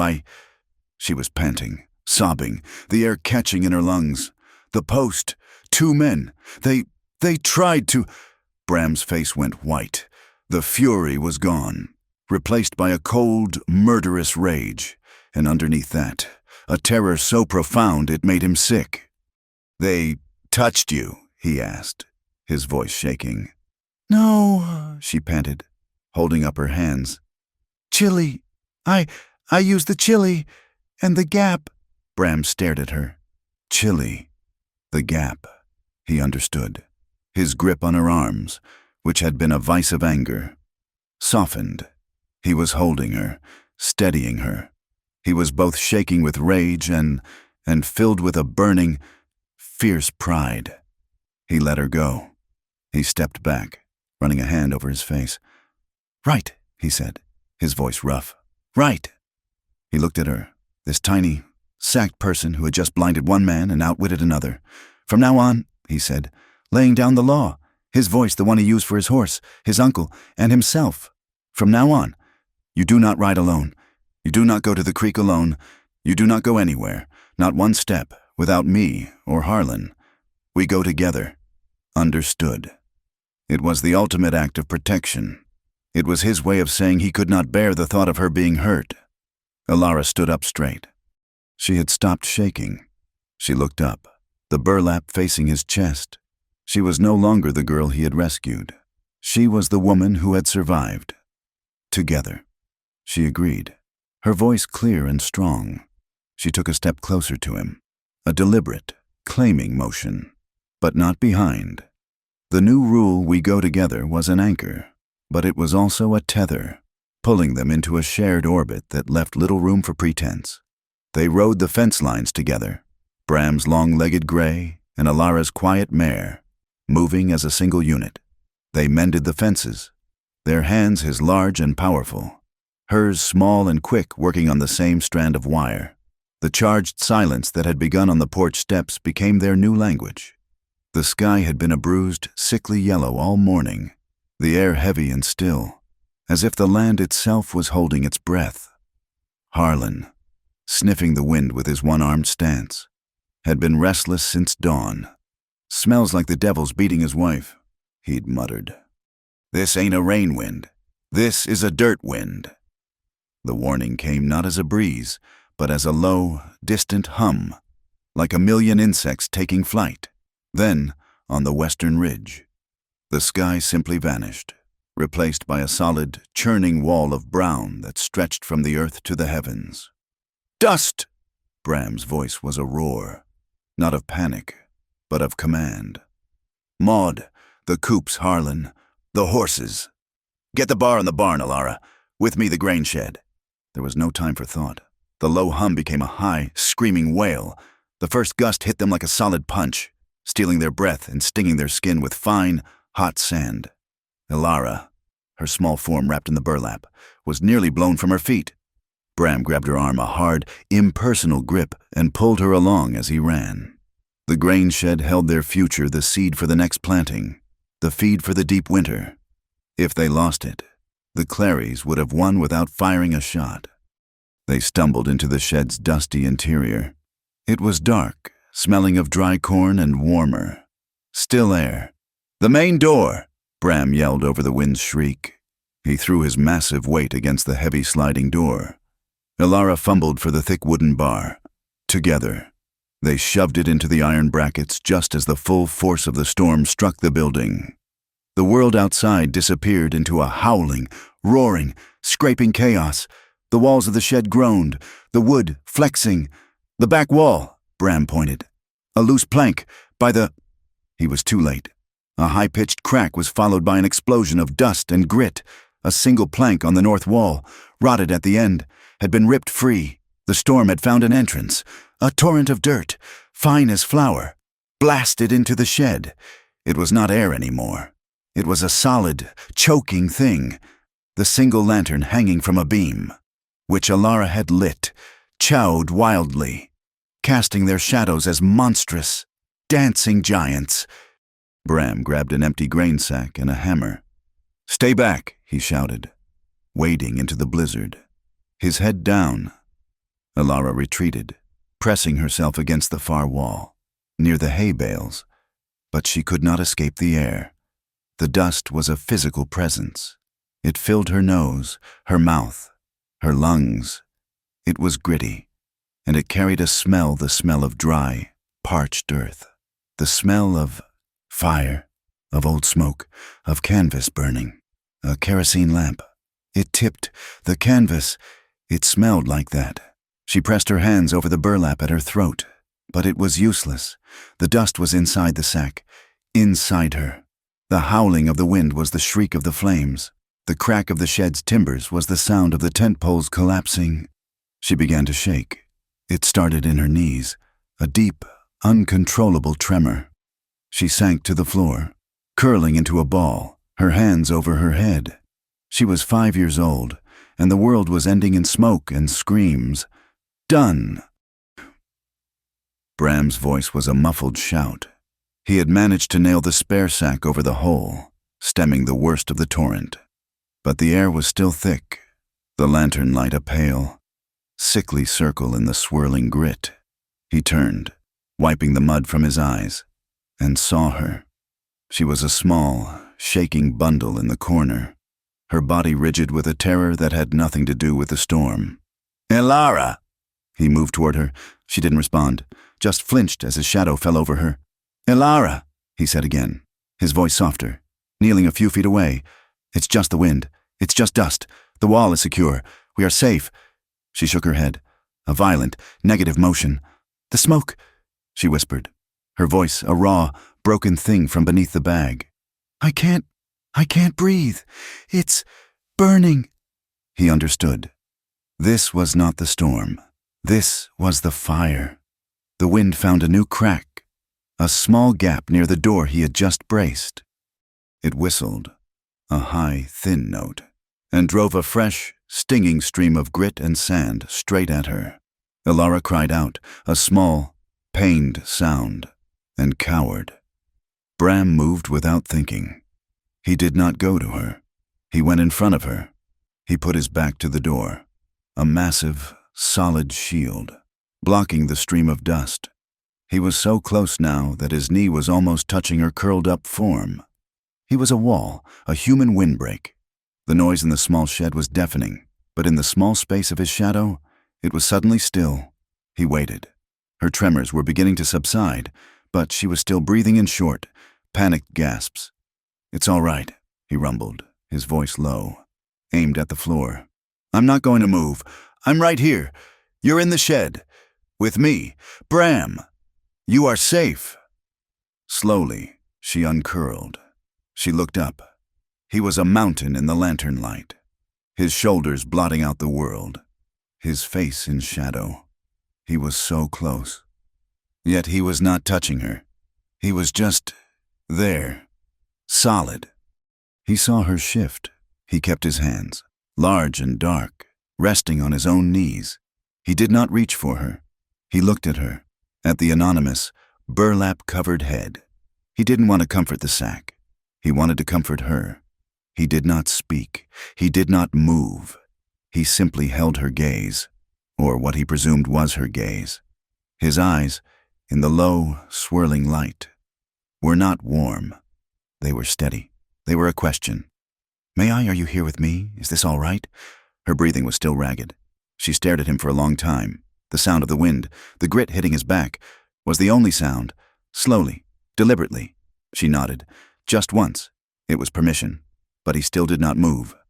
He waited. And the next move was hers. Her hands, small and shaking, rose. Not to her throat, not in fear. They rose to the knot at her neck. Her fingers fumbled with it. It was the same simple rope knot he had seen in the town square. He did not help. He did not move. He let her do it. She pulled the knot free, and then, with an intake of breath that was a sob and a prayer, she pulled the heavy, pine-scented burlap sack up and off. She set it on the wooden shelf beside her. She laid it down, not as a piece of clothing, but as a burden, a heavy weight she was, for this moment, setting aside. The air in the shed was thick with dust and intimacy. Elara Quinn sat in the lantern light, her face turned toward him. The left side of her face was as he had imagined, delicate, fine-boned, with a large, dark eye that was now wide and fixed on him. The other side, the right side, was not a monster. It was a map of survival. A deep, puckered scar ran from her temple, pulling the corner of her eye down, and melted across her cheek, ending at the line of her jaw. It was red and silver and raw in the dim light. It was a part of her, as much as her hand or her hair, which was a dark, tangled mass around her. Bram did not flinch. He did not look away. He did not offer pity. He simply looked at her.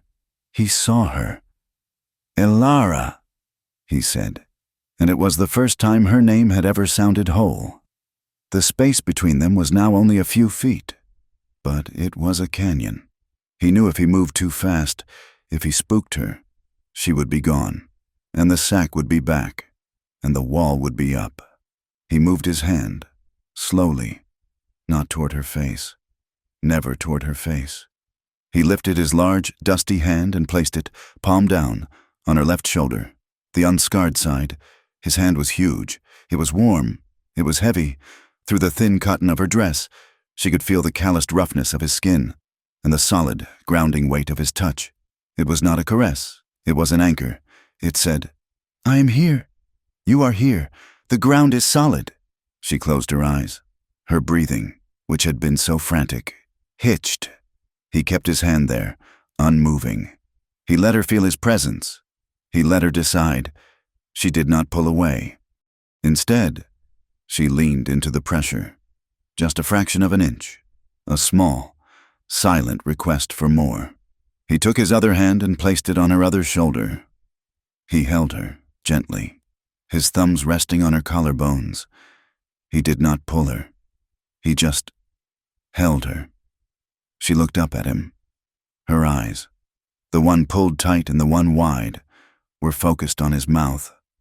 He bent his head, slowly, giving her all the time in the world to turn away. She did not. She rose up, just slightly, to meet him. The first kiss was not a kiss at all. It was a brushing of lips. It was dust and salt and the warm, human taste of his skin. It was impossibly soft. She froze. The reality of it, the shock of contact after so long, was too much. She pulled back, only an inch, a small, sharp gasp. Bram stopped. Instantly.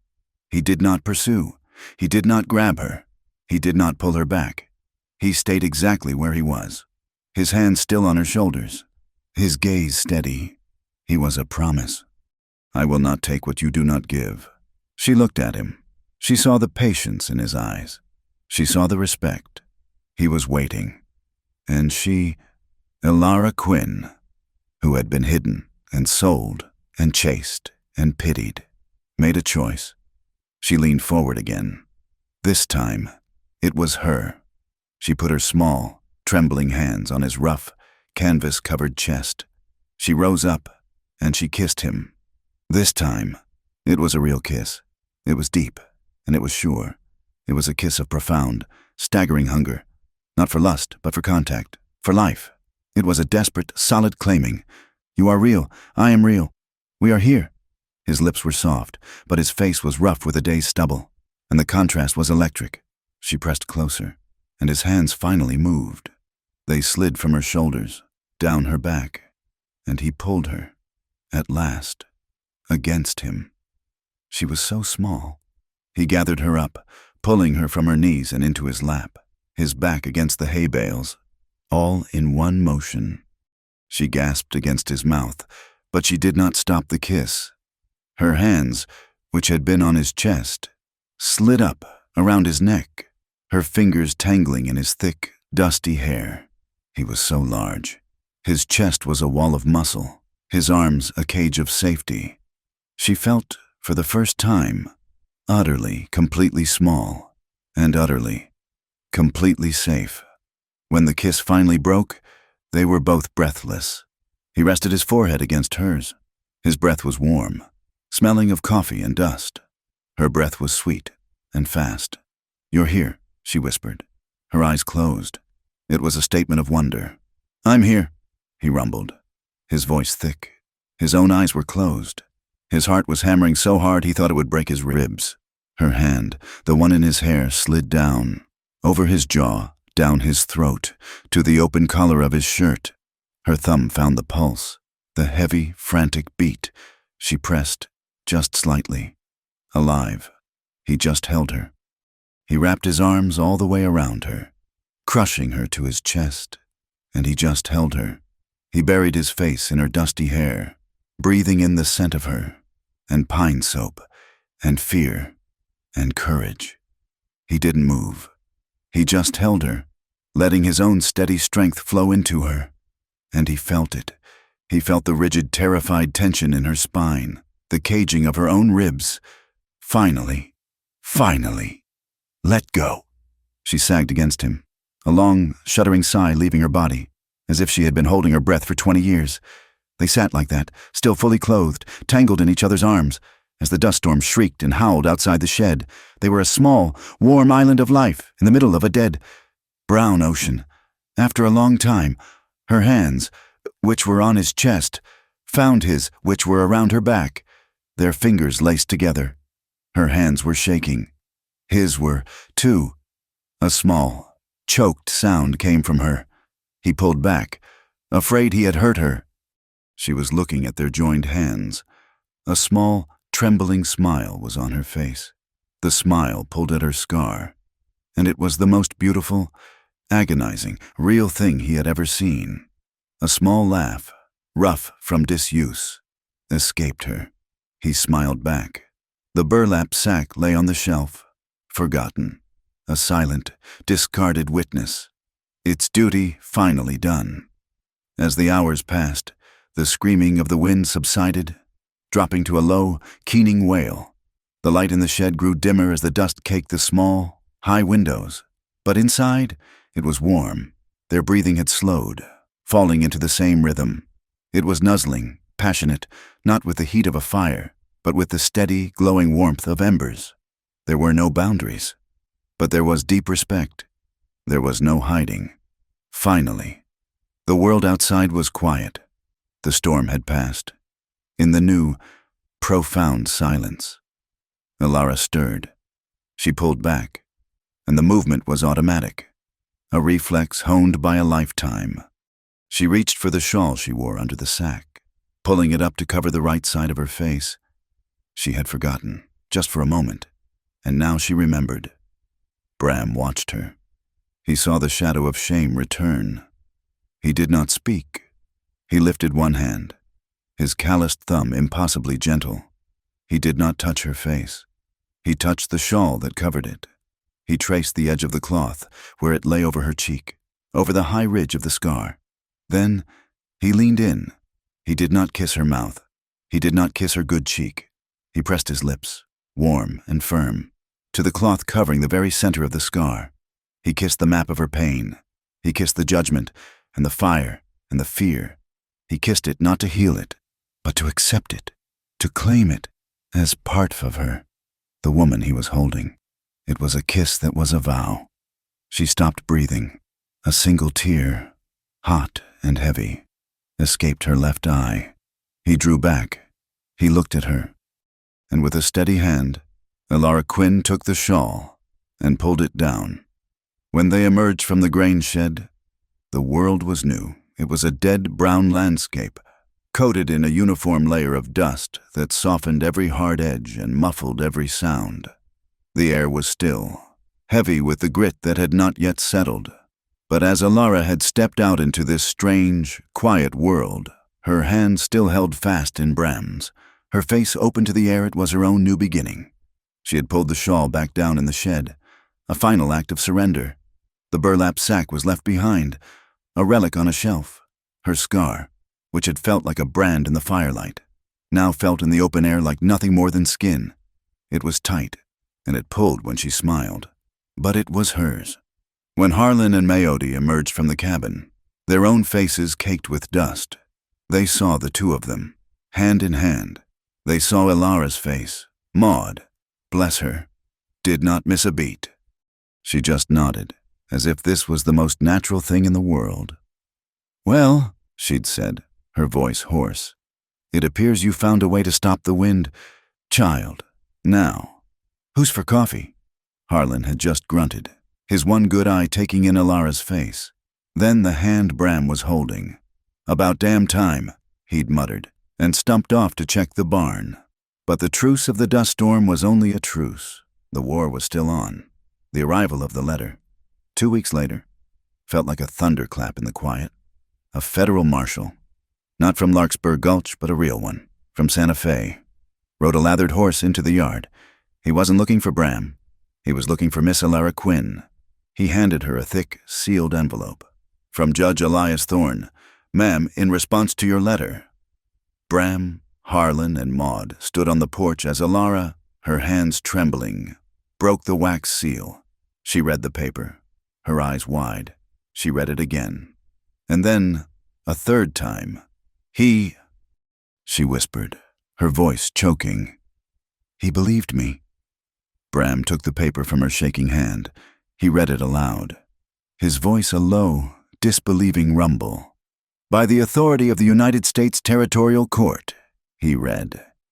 The indenture contract presented by Silas Croft concerning one Ilara Quinn is hereby suspended, pending a full hearing. Any attempt to enforce said contract will be met with federal charges of, holy hell, conspiracy to deprive a citizen of liberty. Harlan let out a whoop, a dry, cracking sound.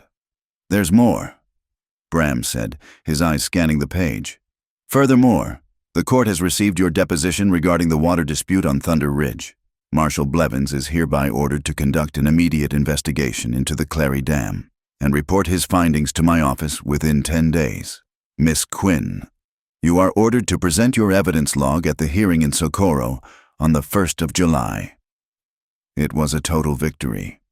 A rout. Ilara's letter, her small, trembling act of faith, had brought the full weight of the federal government down on them. We have them, Bram said, his voice quiet, but with a steel edge of triumph. We have them. Ilara's logbook, once a secret, was now their primary weapon. It was a meticulous, daily record of their dwindling water, with charcoal sketches of the water line and notes on the condition of the cattle. We need more, Bram said, a new, hard light in his eyes. This was not about defense anymore. This was about justice. The dam. He sealed it. He rode up to the illegal dam, not in secret, but in the broad, bold light of day. He carried a shovel and a bucket. He ignored the two Clary riders who watched him from the ridge, their rifles clear. He was, for this moment, an agent of the court. He walked to the base of the dam, to the creek bed that was now just wet, black mud, and he dug 3 samples, from 3 different places, and he brought the buckets back. He spread the mud on a tarp in the yard. Ilara, Maud, and Harlan gathered around. See, he said, pointing with his knife. He scraped the black mud, and a foul, oily, iridescent sheen rose to the surface. That's not creek silt, that's kerosene and tar. They didn't just dam the water, they poisoned the bed. They sealed it to make sure not one drop would ever seep through. They intended to kill our pasture. This is the proof, Ilara whispered, looking at the black, stinking mud. Harlan nodded grimly. That's the nail in Clary's coffin, right there. But a cornered animal is the most dangerous. The Clarys knew the marshal was coming, and they knew why. They knew the logbook, the letter, the mud, would ruin them. They had one night to destroy the evidence, and the witnesses. The fire started 3 days before they were due to leave for Socorro. It was Harlan's tripwires that saved them. The clatter-clank of tin cans from the east side of the yard, near the outbuildings, was the only warning. Bram was out the door in an instant, rifle in hand, with Harlan a second behind him. Maud, the lights now. Maud doused the lamp, plunging the cabin into darkness. It's the shed, Bram roared, and Ilara's heart stopped. Not the grain shed, the tool shed, the small building that held their harness, their tools, and their seed. A bright orange-red glow was already licking the sky. The Clarys hadn't been subtle. They had broken the door and thrown torches. Bram and Harlan ran, not for their lives, but for their livelihood. The fire was already hot, the dry wood crackling. The well, the buckets, Bram yelled. But it was a desperate, losing fight. Maud was already there, her nightgown hiked up, her old, frail arms working the pump handle, filling bucket after bucket. Bram and Harlan created a frantic, steaming, hissing chain, throwing water on the walls, trying to keep the flames from the main barn, only 20 yards away. Ilara stood on the porch, frozen. The smell, the heat, the roaring, hungry sound. It was the tent. It was the dust storm. It was her childhood nightmare made real. She was 5 years old again, paralyzed, waiting to be consumed. "Ilara!" Maud screamed. Not at her, but at the fire. The barrel. The word broke the spell. The barrel. Inside that burning shed, in the back corner, was a large, heavy oak barrel. It held the 50 pounds of seed corn, the winter wheat, the future of the ranch. It was the grain she had used to calculate their rations. It was the grain she had planned to trade with the Navajo. It was their future. She did not feel the heat. She did not hear the roar. She saw Bram, his face black with soot, his shirt smoking, throw a useless bucket of water onto a wall of flame. She saw Harlan, with his one arm, trying to beat the sparks with a wet sack. They were trying to save the building. They were going to lose. She ran. "Ilara, no get back," Bram yelled. Seeing her sprint past him, she ignored him. She ran straight at the smaller side door, the one not yet fully engulfed. She pulled her shawl over her nose and mouthed the scar, the fire. It didn't matter, and kicked the door open. It was hell. A vortex of smoke and orange light. She could see the barrel, in the back, untouched. For now. She ran into the smoke. She put her shoulder to the heavy oak, and pushed. It didn't budge. It was too heavy. "God!" She choked, the smoke searing her lungs. "Help me!" She tried again, not with her shoulder, but with her legs, her back, the way Harlan had taught her to lift a feed sack. She got low. She pushed. The barrel rolled. An inch. She pushed again. It rolled. She was coughing, her eyes streaming. She could feel the heat on her back. A beam above her groaned. She got the barrel to the doorway, but it was stuck on the threshold. She was sobbing, pushing, choking. Then, two massive, soot-blackened hands were next to hers. Bram. His face was a mask of terror and raw, unadulterated awe. He didn't speak. He just put his shoulder next to hers. Together, they heaved. The barrel rolled free, out onto the dirt. Just as the roof of the shed collapsed inward in a shower of sparks and flame, they fell to the ground, gasping, coughing, their lungs burning. 10 feet from the inferno. The shed was a total loss, but the barrel was safe. Their future was safe. The next morning, they stood in the smoking ruins. Everything was gone. Tools, harnesses, saddles. A small, devastating pile of black, twisted metal. "They did it," Harlan said, his voice flat. "They finally did it. They destroyed the tools," Bram said, his voice dead. "We're ruined. We can't go to Socorro. We have no saddles." "Yes, we do," Ilara said, her voice a raw rasp from the smoke. They turned. She was pointing to the barn. "Maud's old side saddle, my mare's, your gray, Harlan's mule. We have 3 good saddles, and a mule pack. It is enough. We are going." She was right. The fire had taken their past, but not their future. But the Clary's other attack, the dam, was still in place. The creek was still dry. Ilara walked to the edge of their scorched yard and looked up. At the high ridges, she was thinking, "The water," she said, later that day. "We are fighting them for the water they have. What if we took different water?" Bram looked at her, confused. "What are you talking about?" "When I rode the high trails," she said. "The day I went to town, I saw a dry ditch, an old one. It runs from high on the mountain, near the Clary Dam, but on our side of the ridge, it's old, man-made." Harlan looked up, his one eye sharp. "The old Navajo trace. I'd forgotten. My grandfather said they used it, before the soldiers, to water this whole valley. It's dry," Bram said. "It's been dry for 50 years. "But the source isn't," Ilara said, her voice electric. "The Clary's dam has backed up the creek. The water level is high, higher than it's ever been. It's a lake up there, and it's right, next, to the start of that old trace. What if we opened it?" It was a brilliant, insane plan. It was not about destruction. It was about restoration. It was a form of revenge so pure it was almost justice. To use the Clary's own illegal dam, the sign of their greed, as the source to restore the old, rightful flow of water. There was one problem. That trace is not our land, Harlan said quietly. It belongs to the people, to the Navajo who live on the high ridge. Then we will ask. Elara said, they rode out, not with guns, but with the barrel of seed corn in the mule pack. They rode to the high, quiet camp, a collection of hogans nestled in a stand of juniper. They asked to speak to the elder, a woman, her face a beautiful, wrinkled map of a century, came out to meet them. This was Sheena, the grandmother of her people, Bram, in a sign of respect. Let Elara speak. Elara did not wear her bonnet. She stood before the elder, her scarred face open, her voice clear. She told the story, the fire, the theft, the dam, the old trace. We do not ask you to fight our fight, Elara said, placing her hand on the seed barrel. We ask for permission, to use the old way, to bring the water back. We will trade. This is our seed for the next season. We offer it as a tithe, for the right to use the trace. We will give you 1/10 of our harvest, every year, from now on.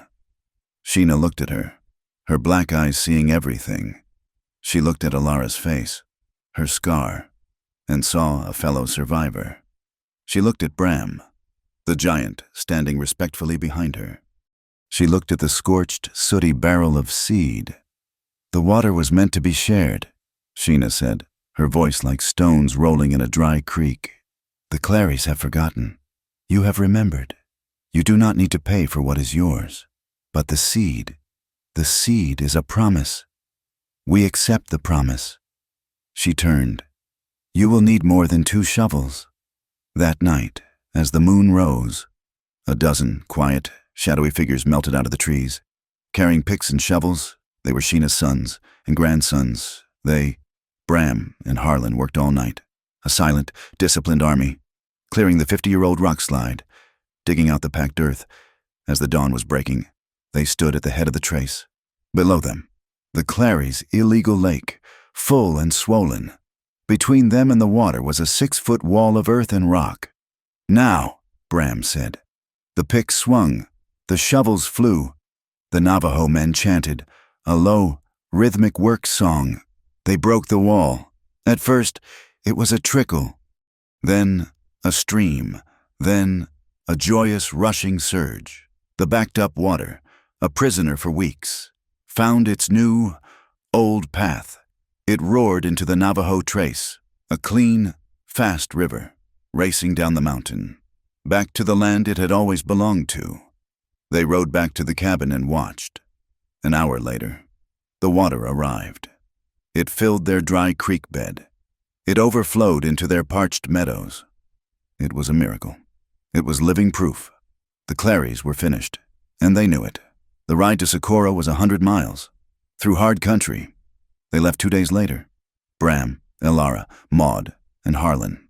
They had their saddles, their logbook, their bucket of poisoned mud, and their scorched but safe barrel of seed. They knew the Claries wouldn't let them make it. The ambush had to be at Whistler's Gulch. It was the only place, a narrow, sheer-walled canyon, a perfect place for a rifle, and no escape. If they're smart, Harlan had said the day before, they'll post a man high on the North Ridge to pin us down and 2 in the rocks below. Then we won't let them be smart, Bram said. He and Harlan rode out scouting, leaving Elara and Maud at the cabin. They didn't take dynamite. They took pry bars. They found a large, precariously balanced field of scree and boulders, right above the ambush spot.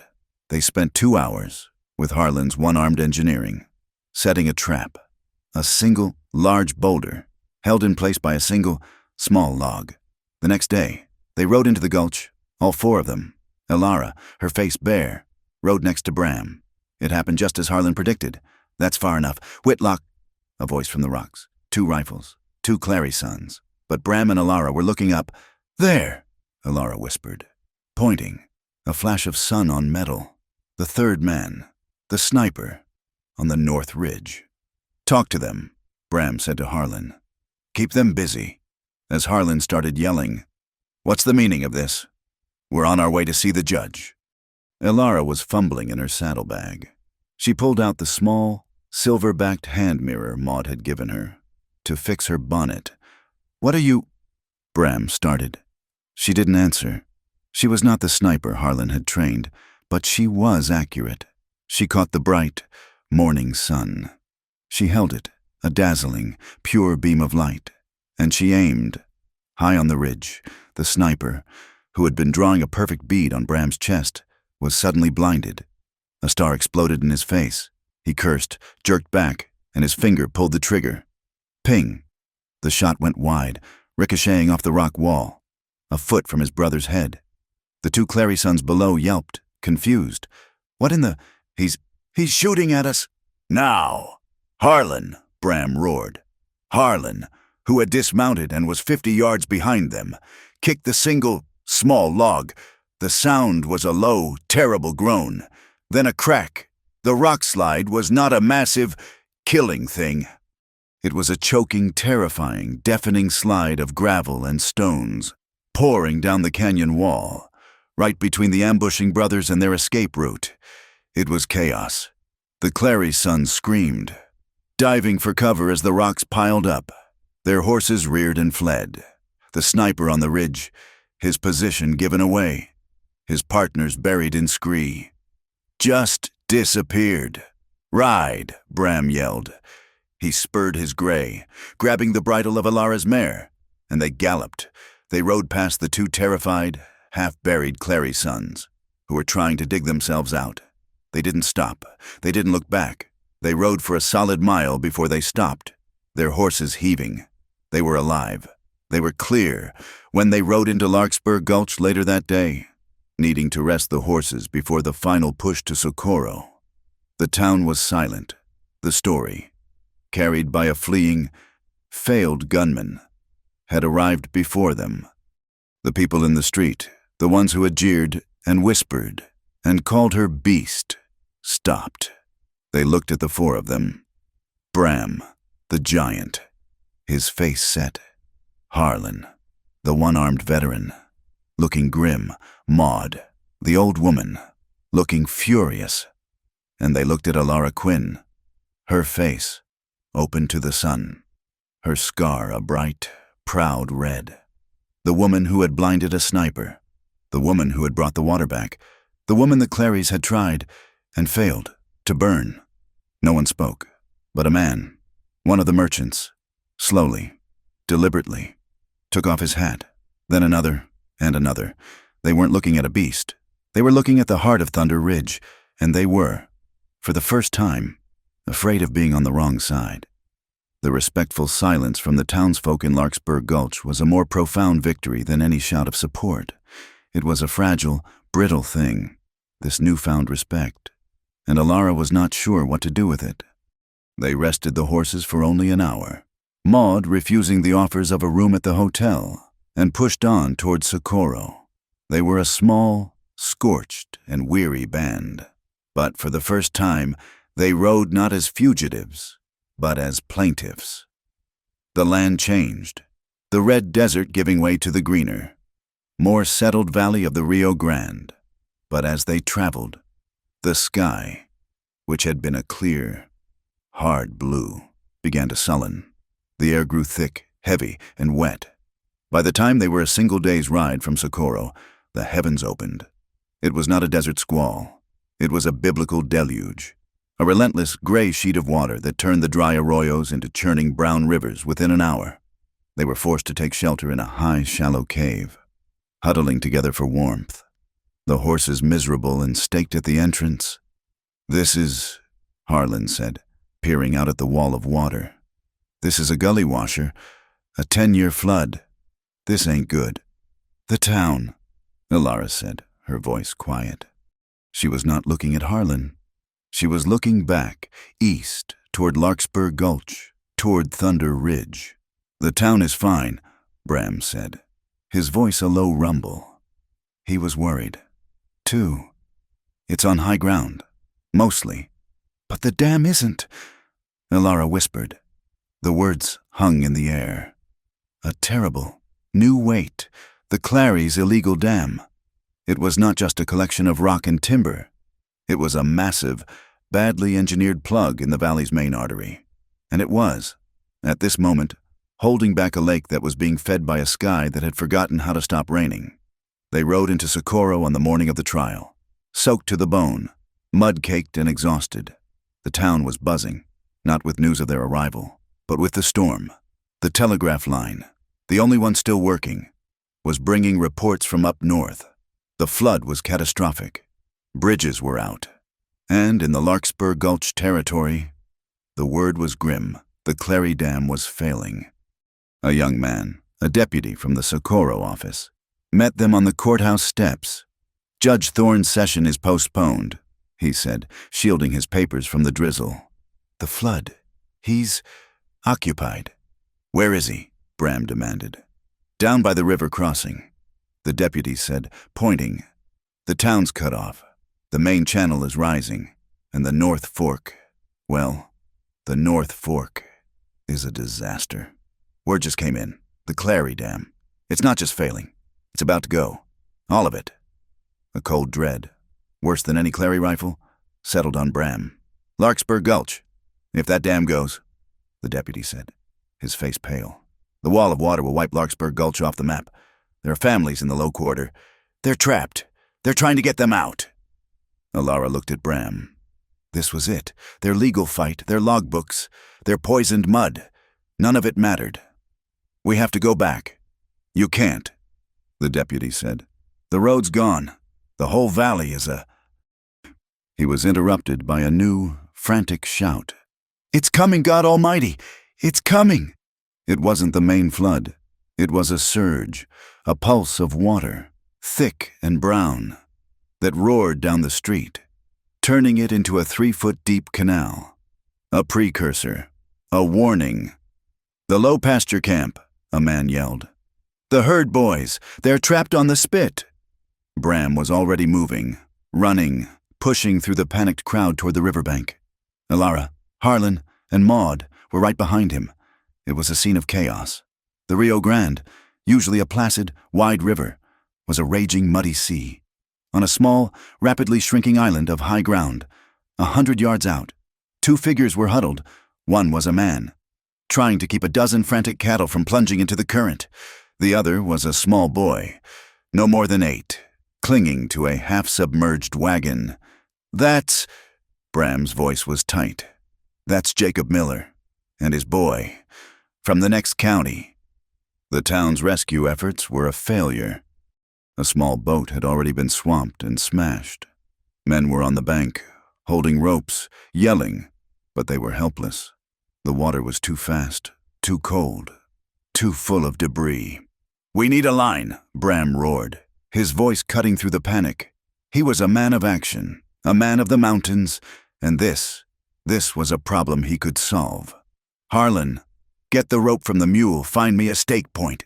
He waded into the churning water, testing the bottom, his massive frame the only thing that could withstand the pull. "I can make it. I can get to them." "No!" Alara screamed, grabbing his arm.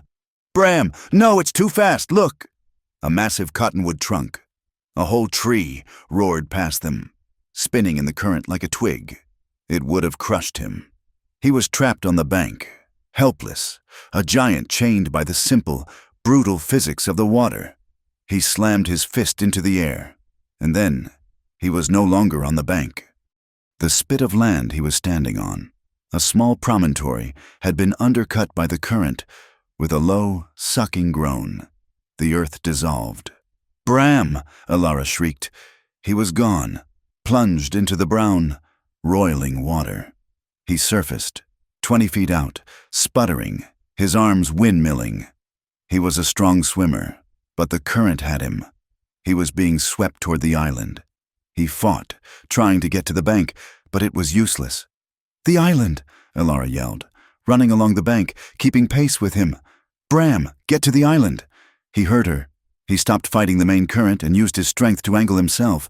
He disappeared, was slammed by a piece of wreckage, and then, miraculously, he was crawling, half drowned, onto the shrinking spit of land, collapsing next to the terrified farmer and his son.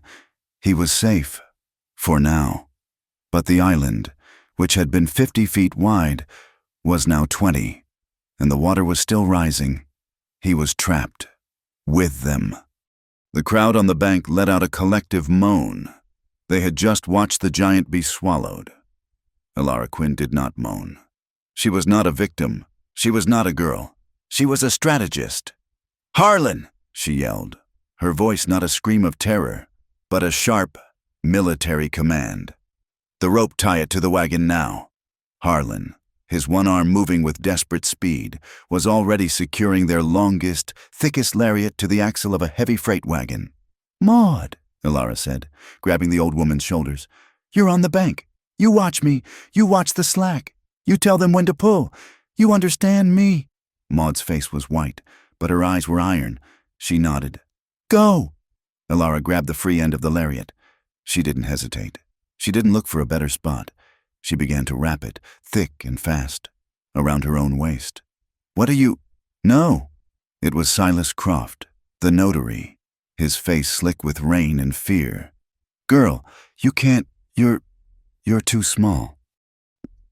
"I am small," Elara said, her voice a snarl as she cinched the knot. "So I won't be as much of a target, and I'm lighter than any man here. Get out of my way." She stood at the edge of the water. It was a brown, cold, liquid death. She looked at Bram. 100 yards away. He was on his feet, holding the small boy, watching her, his face a mask of disbelief and pure, unadulterated terror. "No, Elara, don't!" She looked at him, and she smiled, a small, tight pull of her lips.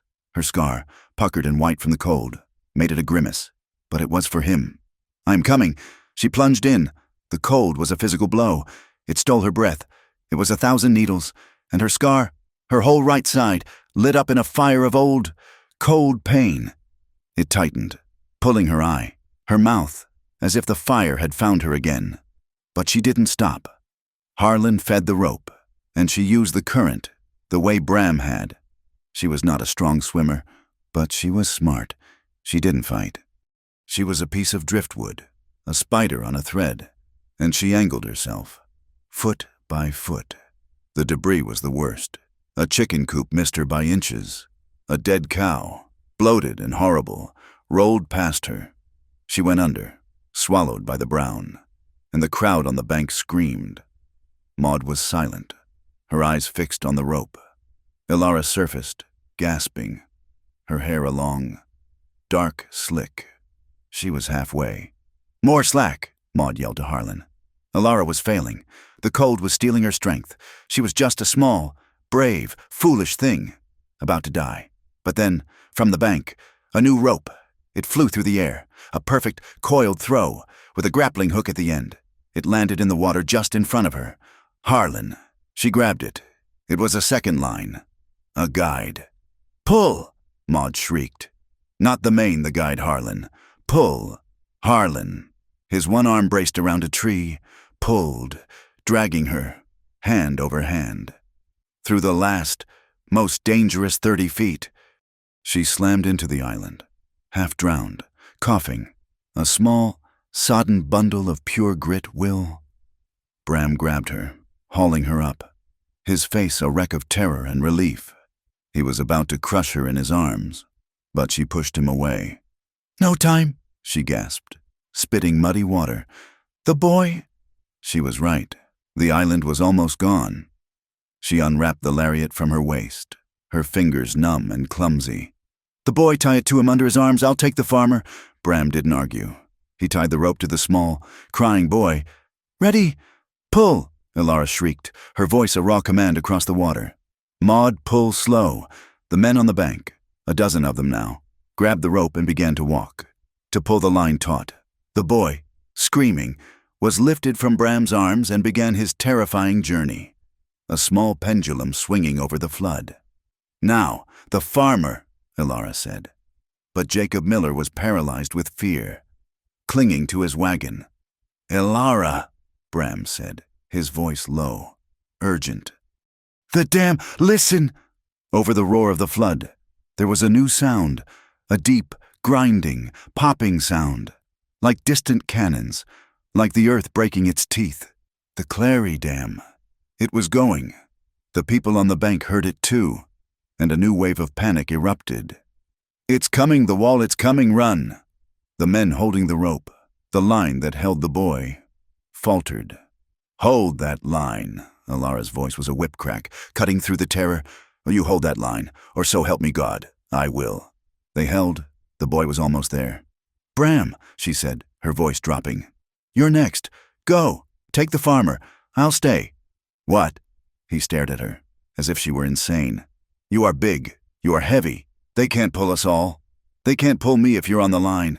Get the farmer. Go. I will stay. I'll brace the wagon." "Alara, I am not leaving you here.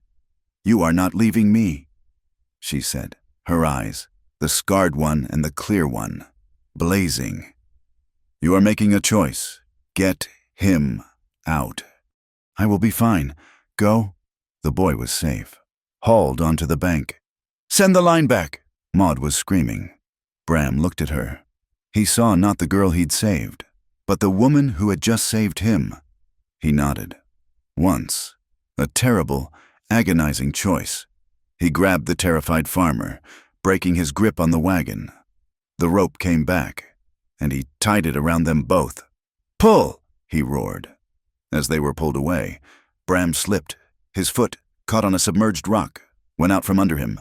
His massive weight, no longer braced, became a dead weight. The pull stopped. He was stuck. "He's stuck," a man on the bank yelled. "He's too heavy. We're losing the line." Alara saw it. Bram, the farmer, the line. They were going to be swept away. She didn't think. She grabbed the end of Harlan's second rope, the grappling hook. She jammed it deep, under the roots of the one tree on the island, and she ran. Not away from Bram, but to him. She grabbed the main lariat, the one tied to him. She wrapped it around her own small, cold body. She was not strong enough to pull him, but she could be an anchor. She jammed her feet into the mud, her back to the current, and she held. She took his weight, her small body acting as a pulley. A single, fixed point of leverage in the chaos. "Now!" she screamed, her voice breaking, the strain making her body sing with pain.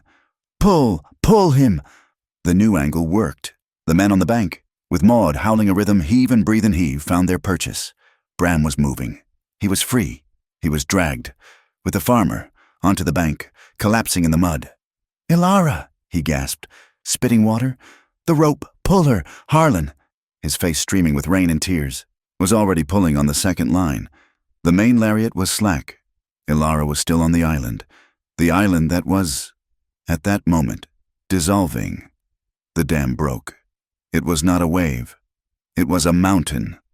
A solid, brown wall of water, 20 feet high, moving at the speed of a galloping horse, filled the valley. It hit Alara, the wagon, the tree, the island, all of it vanished. "No!" Bram's roar was not human. It was the sound of a soul being ripped in two. He was on his feet, ready to plunge back in. But Harlan and 3 other men held him. "She's gone! Bram! She's gone, God! She's gone!" But she was not. As the main wall of the flood, the one from the Clary Dam, hit the town, it was a catastrophe. But it was not the apocalypse they had feared. The first, worst part of the wave, the leading edge, had hit the high ridge. And it had found a new path, the old Navajo trace, the channel Alara had ordered dug, the trench that had saved their own valley. It split the flood. Half of its power was shunted away, harmlessly, into the high desert, saving the lower valley from utter annihilation. The town of Larkspur Gulch, which should have been under 20 feet of water, was merely flooded, battered, but there, and in the churning water, a small, dark object, a tiny piece of flotsam, was being dragged toward the bank. Harlan, still pulling on his guide rope, had not let go. "Here, here," he was yelling. Bram saw her. He threw the men off him and dove. He caught her, a small, limp, impossibly cold bundle. He hauled her onto the bank, laying her in the mud. She was not breathing. Her face was blue. "Breathe, damn you," he whispered, his hands on her, not knowing what to do. "Breathe, Alara, breathe." He put his head to her chest, and he pushed. A massive, gentle, rhythmic pressure. "Breathe!" She coughed. A single, racking, hacking cough. Muddy water erupted from her mouth. She gasped, a sound like a dry hinge, and then she was breathing, her whole body shaking, her eyes wide and blank with cold. The town was silent. The rain was stopping. The roar of the flood was already subsiding, and the entire population of Larkspur Gulch, the men who had jeered, the women who had whispered, the people who had called her beast, stood in the mud and the rain and watched. The monster had saved them. The freak, the outcast, the monster in the bag, had diverted a flood with a ditch she had dug a week ago, and had pulled a man and a child from the water with a rope. One by one, the men, soaked and shivering, took off their hats. They held them to their chests. It was not a gesture of politeness. It was a gesture of profound, church-like reverence. They were not bowing to a woman. They were bowing to a miracle. Elara coughed again, the cold so deep she couldn't feel her limbs. She tried to sit up, and she fell, right into Bram's arms. He was there, his own body shaking. He wrapped his massive arms around her, pulling her against his chest, sharing his own warmth, his own life. He was laughing, a wet, choked, half-sobbing sound of pure, unhinged relief. He pressed his face into her wet, muddy hair. "You," he gasped, his voice thick. "You pulled my soul right out of the water. Woman, you pulled my whole damn soul out." The clouds broke. A single, pale yellow beam of sun cut through the gray, illuminating the mud flats, the receding water. The air was washed clean.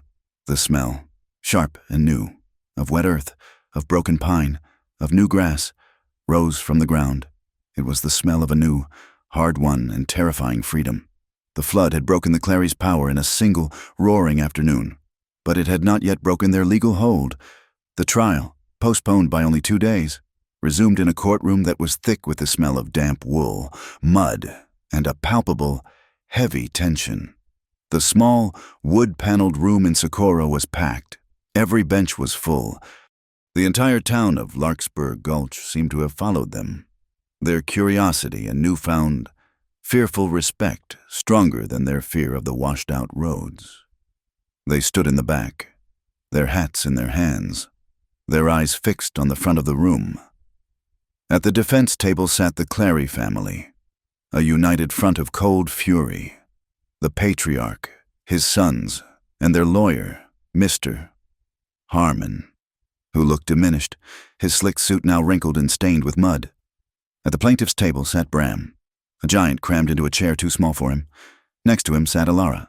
She wore a simple dress Maud had mended, her dark hair combed back, her hands folded in her lap. She wore no sack. She wore no veil. She wore no bonnet. Her face, her whole face, was open to the room, the scar on her right side a stark, pale red against her skin, which was still cold from the flood. She was, in that moment, more exposed than she had ever been, and more powerful. On their bench, behind them, sat their witnesses Maud, her back ramrod straight, and Harlan, his one good hand resting on his knee. Judge Elias Thorne entered, and the room fell silent. He was not a prepossessing man. He was old, thin as a heron, with a cloud of white hair and eyes that looked like 2 chips of ice. He looked, Elara thought, like a man who had seen everything and was impressed by none of it. "This court is in session." His voice was a dry rasp. "We are here to address Case 73, a petition regarding a contract of indenture and a counterclaim regarding water rights. I have read the initial reports. I have received Marshal Blevens's comprehensive report on the structure known as the Clary Dam, and I have read a most compelling letter. Mr. Harmon, you represent the Clarys. Let us begin with this contract." He held up the paper Bram had taken from him. You claim this person as indentured property. State your case." Harmon stood, trying to reclaim his arrogance. "Your Honor, it's simple. The law is clear. The vagrancy statute allows for the indenture of..." Individuals, found without means. This woman was such. A contract was signed by her legal guardian, her aunt, transferring her service for a period of 12 months. Mr. Whitlock, in an act of vigilante violence, interfered with the town marshal and stole this property. The judge's icy eyes did not blink. Stole, an interesting word for a person. Mr. Harmon, you have the guardian, this Aunt Prudence. Here. We do, Your Honor, Harmon said, gesturing. A woman, thin-lipped and dressed in severe black, was sitting in the front row. Elara Quinn, the judge said, his voice cutting across the room. Elara started. He had used her name. Please stand. Elara stood. Her knees were shaking, but she locked them. She felt Bram's presence, a solid wall of heat, beside her. Miss Quinn, the judge said. Did you sign this paper? No, Your Honor. Elara's voice was quiet, but it was clear as a bell. Not a rasp, not a whisper. Did you consent to its signing? No, Your Honor. I was told it was a debt. I was not a vagrant. I was in my aunt's home. Thank you. You may sit. The judge turned his gaze on Harmon. So, we have a contract. For a year's servitude. With no signature from the party in question, and no consent. Her aunt spoke for her, Harmon protested. Did she? The judge looked at the paper again. I also see no witness, save for Silas Croft, the notary who is administering the sale, a clear conflict of interest. I see no fee paid to the county, which is required. I see evidence of coercion, in that the debt in question was held by the Clary family, the very party to whom the indenture was made. This is not a contract, Mr. Harmon. This is a conspiracy. It is fraudulent, it is immoral, and it is void. He took the paper, and with 2 deliberate motions, he ripped it in half, and then in half again. He dropped the pieces on the floor. The matter of the indenture is closed, he said. A collective gasp, then a roar of whispers, went through the room. Silence, the judge's gavel cracked. Silence, or I will clear this court now. We move to the second matter. The water. Mr. Whitlock. I believe you have a case. Bram stood. Your Honor, I defer to my partner, Miss Quinn. He sat down. He had not said guest. He had not said Miss Quinn. He had said my partner. All eyes turned to Elara. She stood again. She walked to the witness box, not to the stand, but to the table in the center, where her evidence was laid. She did not flinch under their gaze. She had survived the fire, the flood, and the Clarys. She would not be broken by stares. Your Honor, she began, her voice steady. The Clary family, for 3 months, has been illegally damming the North Fork of the Thunder Creek, in violation of their permit. Objection, Harmon shouted. She is not an engineer. She is not. She is, the judge interrupted, his voice cold. The one who wrote the letter, and she is, I am told, the one who knows the water. Your objection is noted, and it is ignored. Continue. Miss Quinn. Elara unrolled a piece of canvas. On it, in charcoal, was a map. It was a perfect, hand-drawn rendering of Thunder Ridge, showing the creeks, the pastures, and the 2 dams. This is the Clary Dam, she said, pointing. And this, she pointed to the small, faint line, is the old Navajo trace. The Clarys dammed the creek here, stopping all flow to our land. She then opened her logbook, the one she had kept. For 34 days, we measured the water level. On May 3rd, it was at 12 inches. On May 10th, after the dam was complete, it was at 1 inch. By May 20th, our creek was dry. Her finger ran down the meticulous, dated entries. This is a lie, Old Man Clary shouted, his face purple. A fabrication. Then let us have witnesses. The judge said, Mrs. Maud Abernathy, please. Maud, small and gray, took the stand. She swore the oath. Mrs. Maud. The judge said, his voice gentle, tell me about the night of June 24th. It was a fire, Maud said, her voice shaking with old woman fury. "They burned our tool shed. They burned our seed. They tried to burn us out, to stop us from coming here." "How do you know it was arson?" Harmon sneered, on his feet. "Because I found the torch." Maud snapped. "A rag, soaked in kerosene, the same kerosene Mr. Clary's son bought at the general store 2 days prior. I have the store's ledger," I asked. Harlan was next. He told them about the cut fences, the signs of the Clary riders, the ambush at Whistler's Gulch. He told it in his dry, clipped, one-armed soldier's way, and by the time he was done, the room was as cold as a tomb. "Finally," the judge said, "I would like to call a witness. Master Jacob Miller, Jr., the small boy, the one from the flood, was brought in, his hand in his father's. He was terrified. 'Son,' the judge said, his voice surprisingly kind, 'I just have one question. Who pulled you from the water?' The boy looked at the crowd, scared. He saw Alara. His face lit up. 'Her,' he said, his voice a pipe, pointing. 'That's her, that's the lady. She tied the rope, she saved me.' The room was utterly silent. The judge turned to old man Clary. 'Mr. Clary, your illegal dam, as Miss Quinn calls it, which my marshal's report confirms was built without permit and in direct violation of territorial law. It broke. It caused a flood that destroyed 3 bridges and has cost this county a fortune.' 'It was the rain,' Clary blustered. 'An act of God.' 'No,' Alara's voice cut in, sharp and clear. She was still standing by her map. 'It was not. It was an act of greed.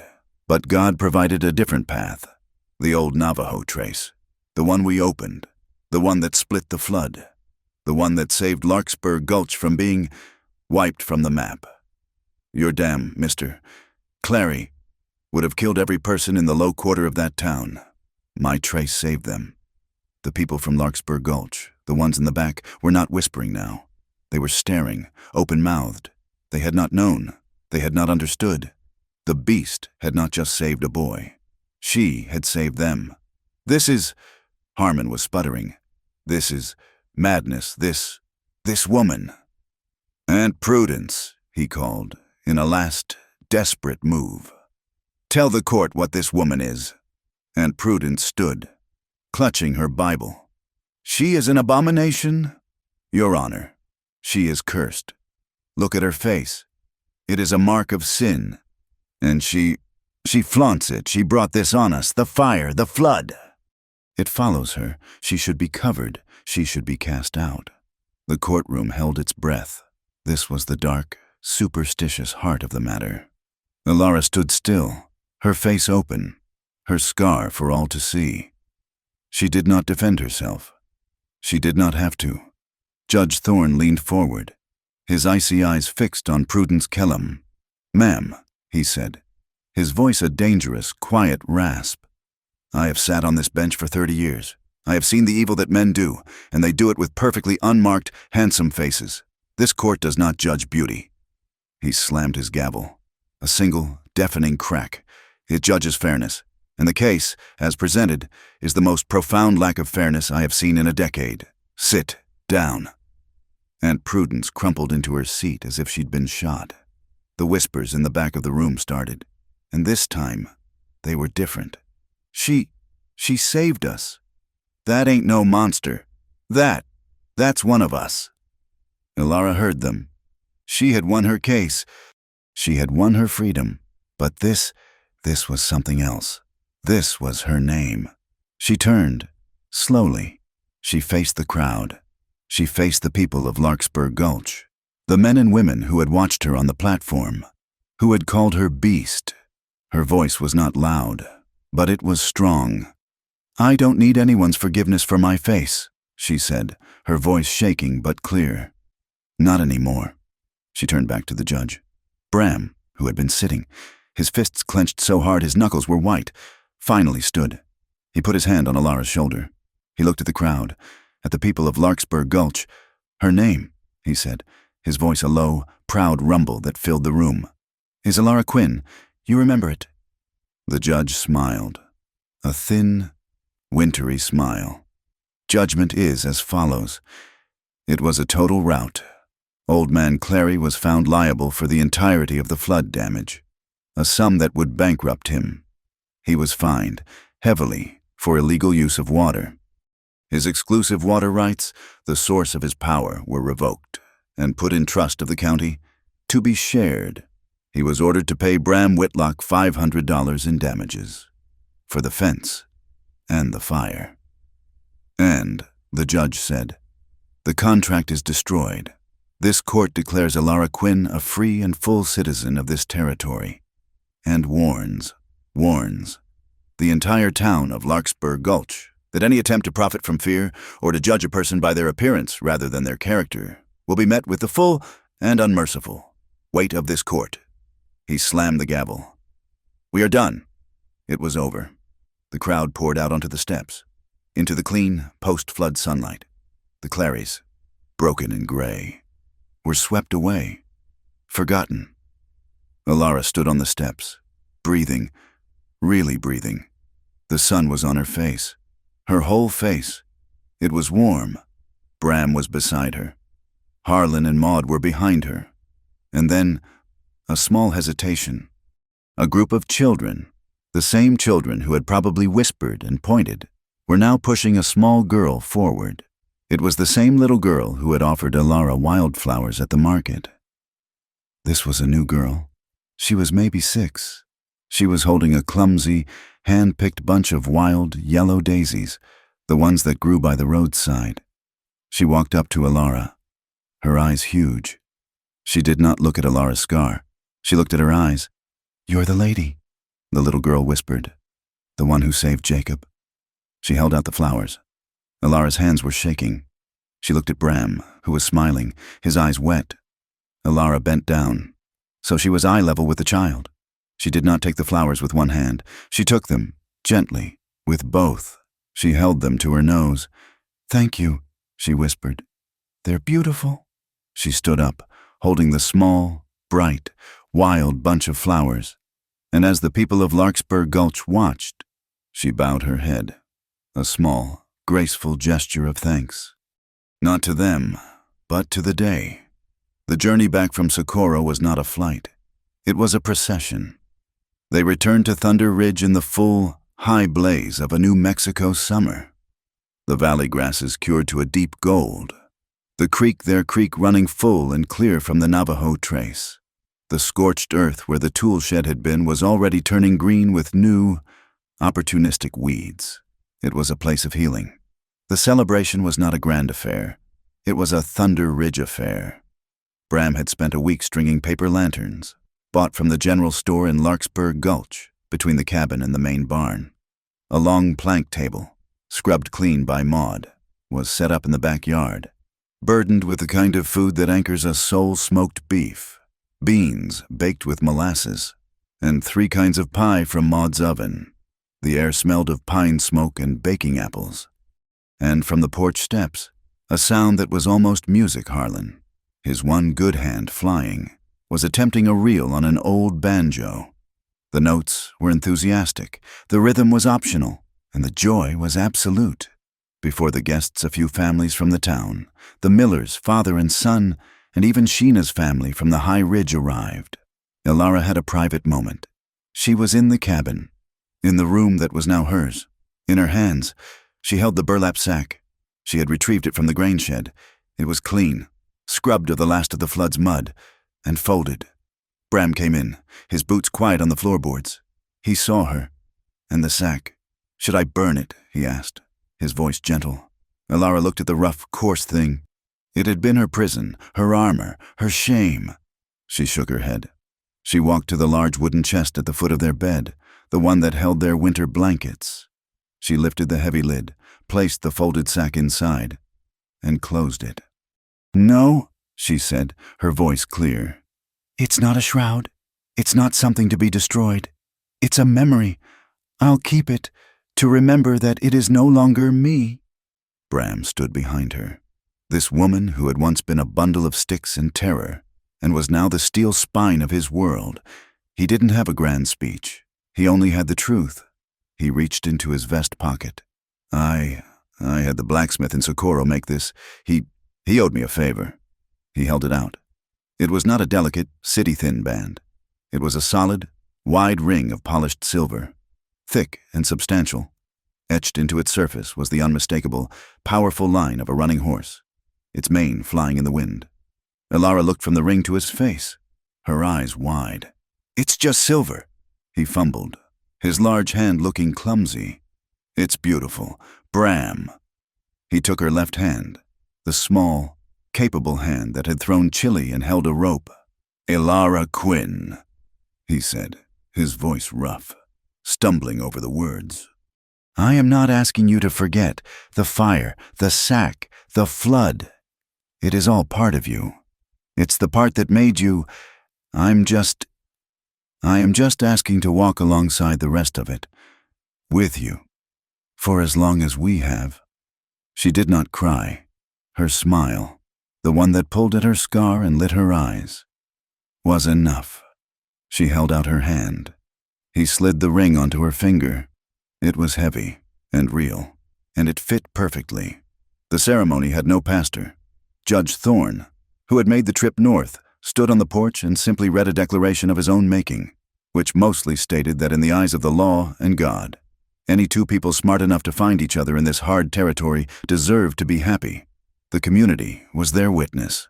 The folks from Larkspur Gulch, Jacob Miller holding his boy's hand, Sheena and her family, all stood in the yard.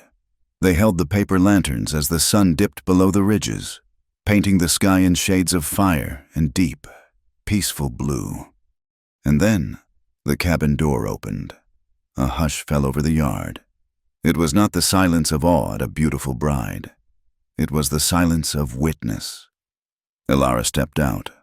She wore a simple dress of white, plain woven cotton that Maud had spent a week sewing. Her dark hair was combed back, her small bouquet of yellow daisies from the trial clutched in her hands. Her face was bare. She walked alone, down the steps, across the hard-packed earth toward Bram. She did not lower her gaze. She did not hide her face. She just walked, her eyes fixed on the giant of a man who was her home. Later, long after the pies were eaten and Harlan's banjo had finally surrendered, the last wagon rolled away, the lanterns guttered, one by one. Maud and Harlan were inside, the quiet, comfortable sounds of their closing of the day drifting through the open window. Elara and Bram stood on the porch, in the same spot where their hands had first brushed, in the same spot where he had offered her a cup of coffee. The silence was not empty. It was full. He turned to her. She turned to him, and he just opened his arms. She stepped into them, a motion as natural as breathing. She pressed her face against his chest, her arms wrapping around his waist, holding on tight. He wrapped his own arms around her, one massive hand spreading wide and low on her back, holding her, grounding her. He bent his head, and she tilted hers back. Their foreheads met, pressed together, just breathing. "You're here," he rumbled, his voice thick with a lifetime of held-back emotion. "I'm here," she whispered. He kissed her. It was not the desperate dust storm kiss. It was not the frantic post-flood kiss of relief. It was a kiss of deep, slow, quiet certainty. It was a kiss that promised mornings, and evenings, and all the long, boring, wonderful days in between. It was a kiss that tasted of home. When they pulled apart, they stayed in the embrace. His hand, the one on her back, just held her. Her hand, which had been on his chest, lifted. She traced his jaw, a rough, beloved map. His hand moved too, rising from her back to her face. His thumb, calloused and rough, found the high ridge of her scar. He stroked it, once, from temple to jaw, a simple, tactile statement. She did not flinch. She did not pull away. She leaned into his touch, her own hand still on his face. No hiding, no shame. A loud, deliberate clearing of a throat came from the doorway. Harlan stood there, a plate in his one hand. "I ain't one for sentiment," he said, his voice gruff. "But I am one for Maud's apple pie, and it's getting cold. Are you two coming, or are you going to stand out here and freeze?" Elara laughed, a real, full laugh that still sounded new, a sound like water. Bram smiled. And he did not let go of her hand. He just tucked it into the crook of his arm. And they went inside. The talk in Larkspur Gulch had changed. The children who had run from the beast now asked their mothers to bake an extra loaf for the lady at the ridge. The story had turned. The whispers were no longer cruel. They were legend. They used to call her the beast in the sack, the men would say over their beer at the saloon. But I was there. I saw her on the bank. I saw her at the trial. That ain't no beast. That's the heart of Thunder Ridge. That night, in the quiet dark of their cabin, the fire burning low, Elara lay in Bram's arms. The house was still, breathing around them. "It's strange," she whispered into his chest. "The sack, I hated it so much. It was the most awful thing." Bram held her, his hand in her hair. "I know." "But you," she said, her voice soft. "You didn't see the sack. You saw me." He was quiet for a long time. Then he kissed the top of her head. "No," he said, his voice a low, rough whisper of a confession. "I didn't see you, Elara, not at first. I saw the sack. And I found my heart inside it." She went very still. She lifted her head, and her eyes, in the firelight, were shining. "And she whispered, her voice thick. "I found my home." He held her, and they listened to the wind. The same wind that had brought the dust storm, now just a simple, quiet song on the prairie. The shadows of the sunset stretched across the high pasture. The sound of the cattle, low and content, drifted on the breeze, punctuated by the high, fading sound of laughter from the porch, where Harlan was telling Maud a story. Their new life was like the fence line Bram had just finished. It was straight, and it was strong. It was built to last, and it needed no covering. Thank you for listening to this story. We would love for you to comment and let us know where you are listening from. Share your thoughts. And please subscribe to Wild West Stories 1850. Like the video, and give us even more support by pressing the hype button so this story can be heard by more people.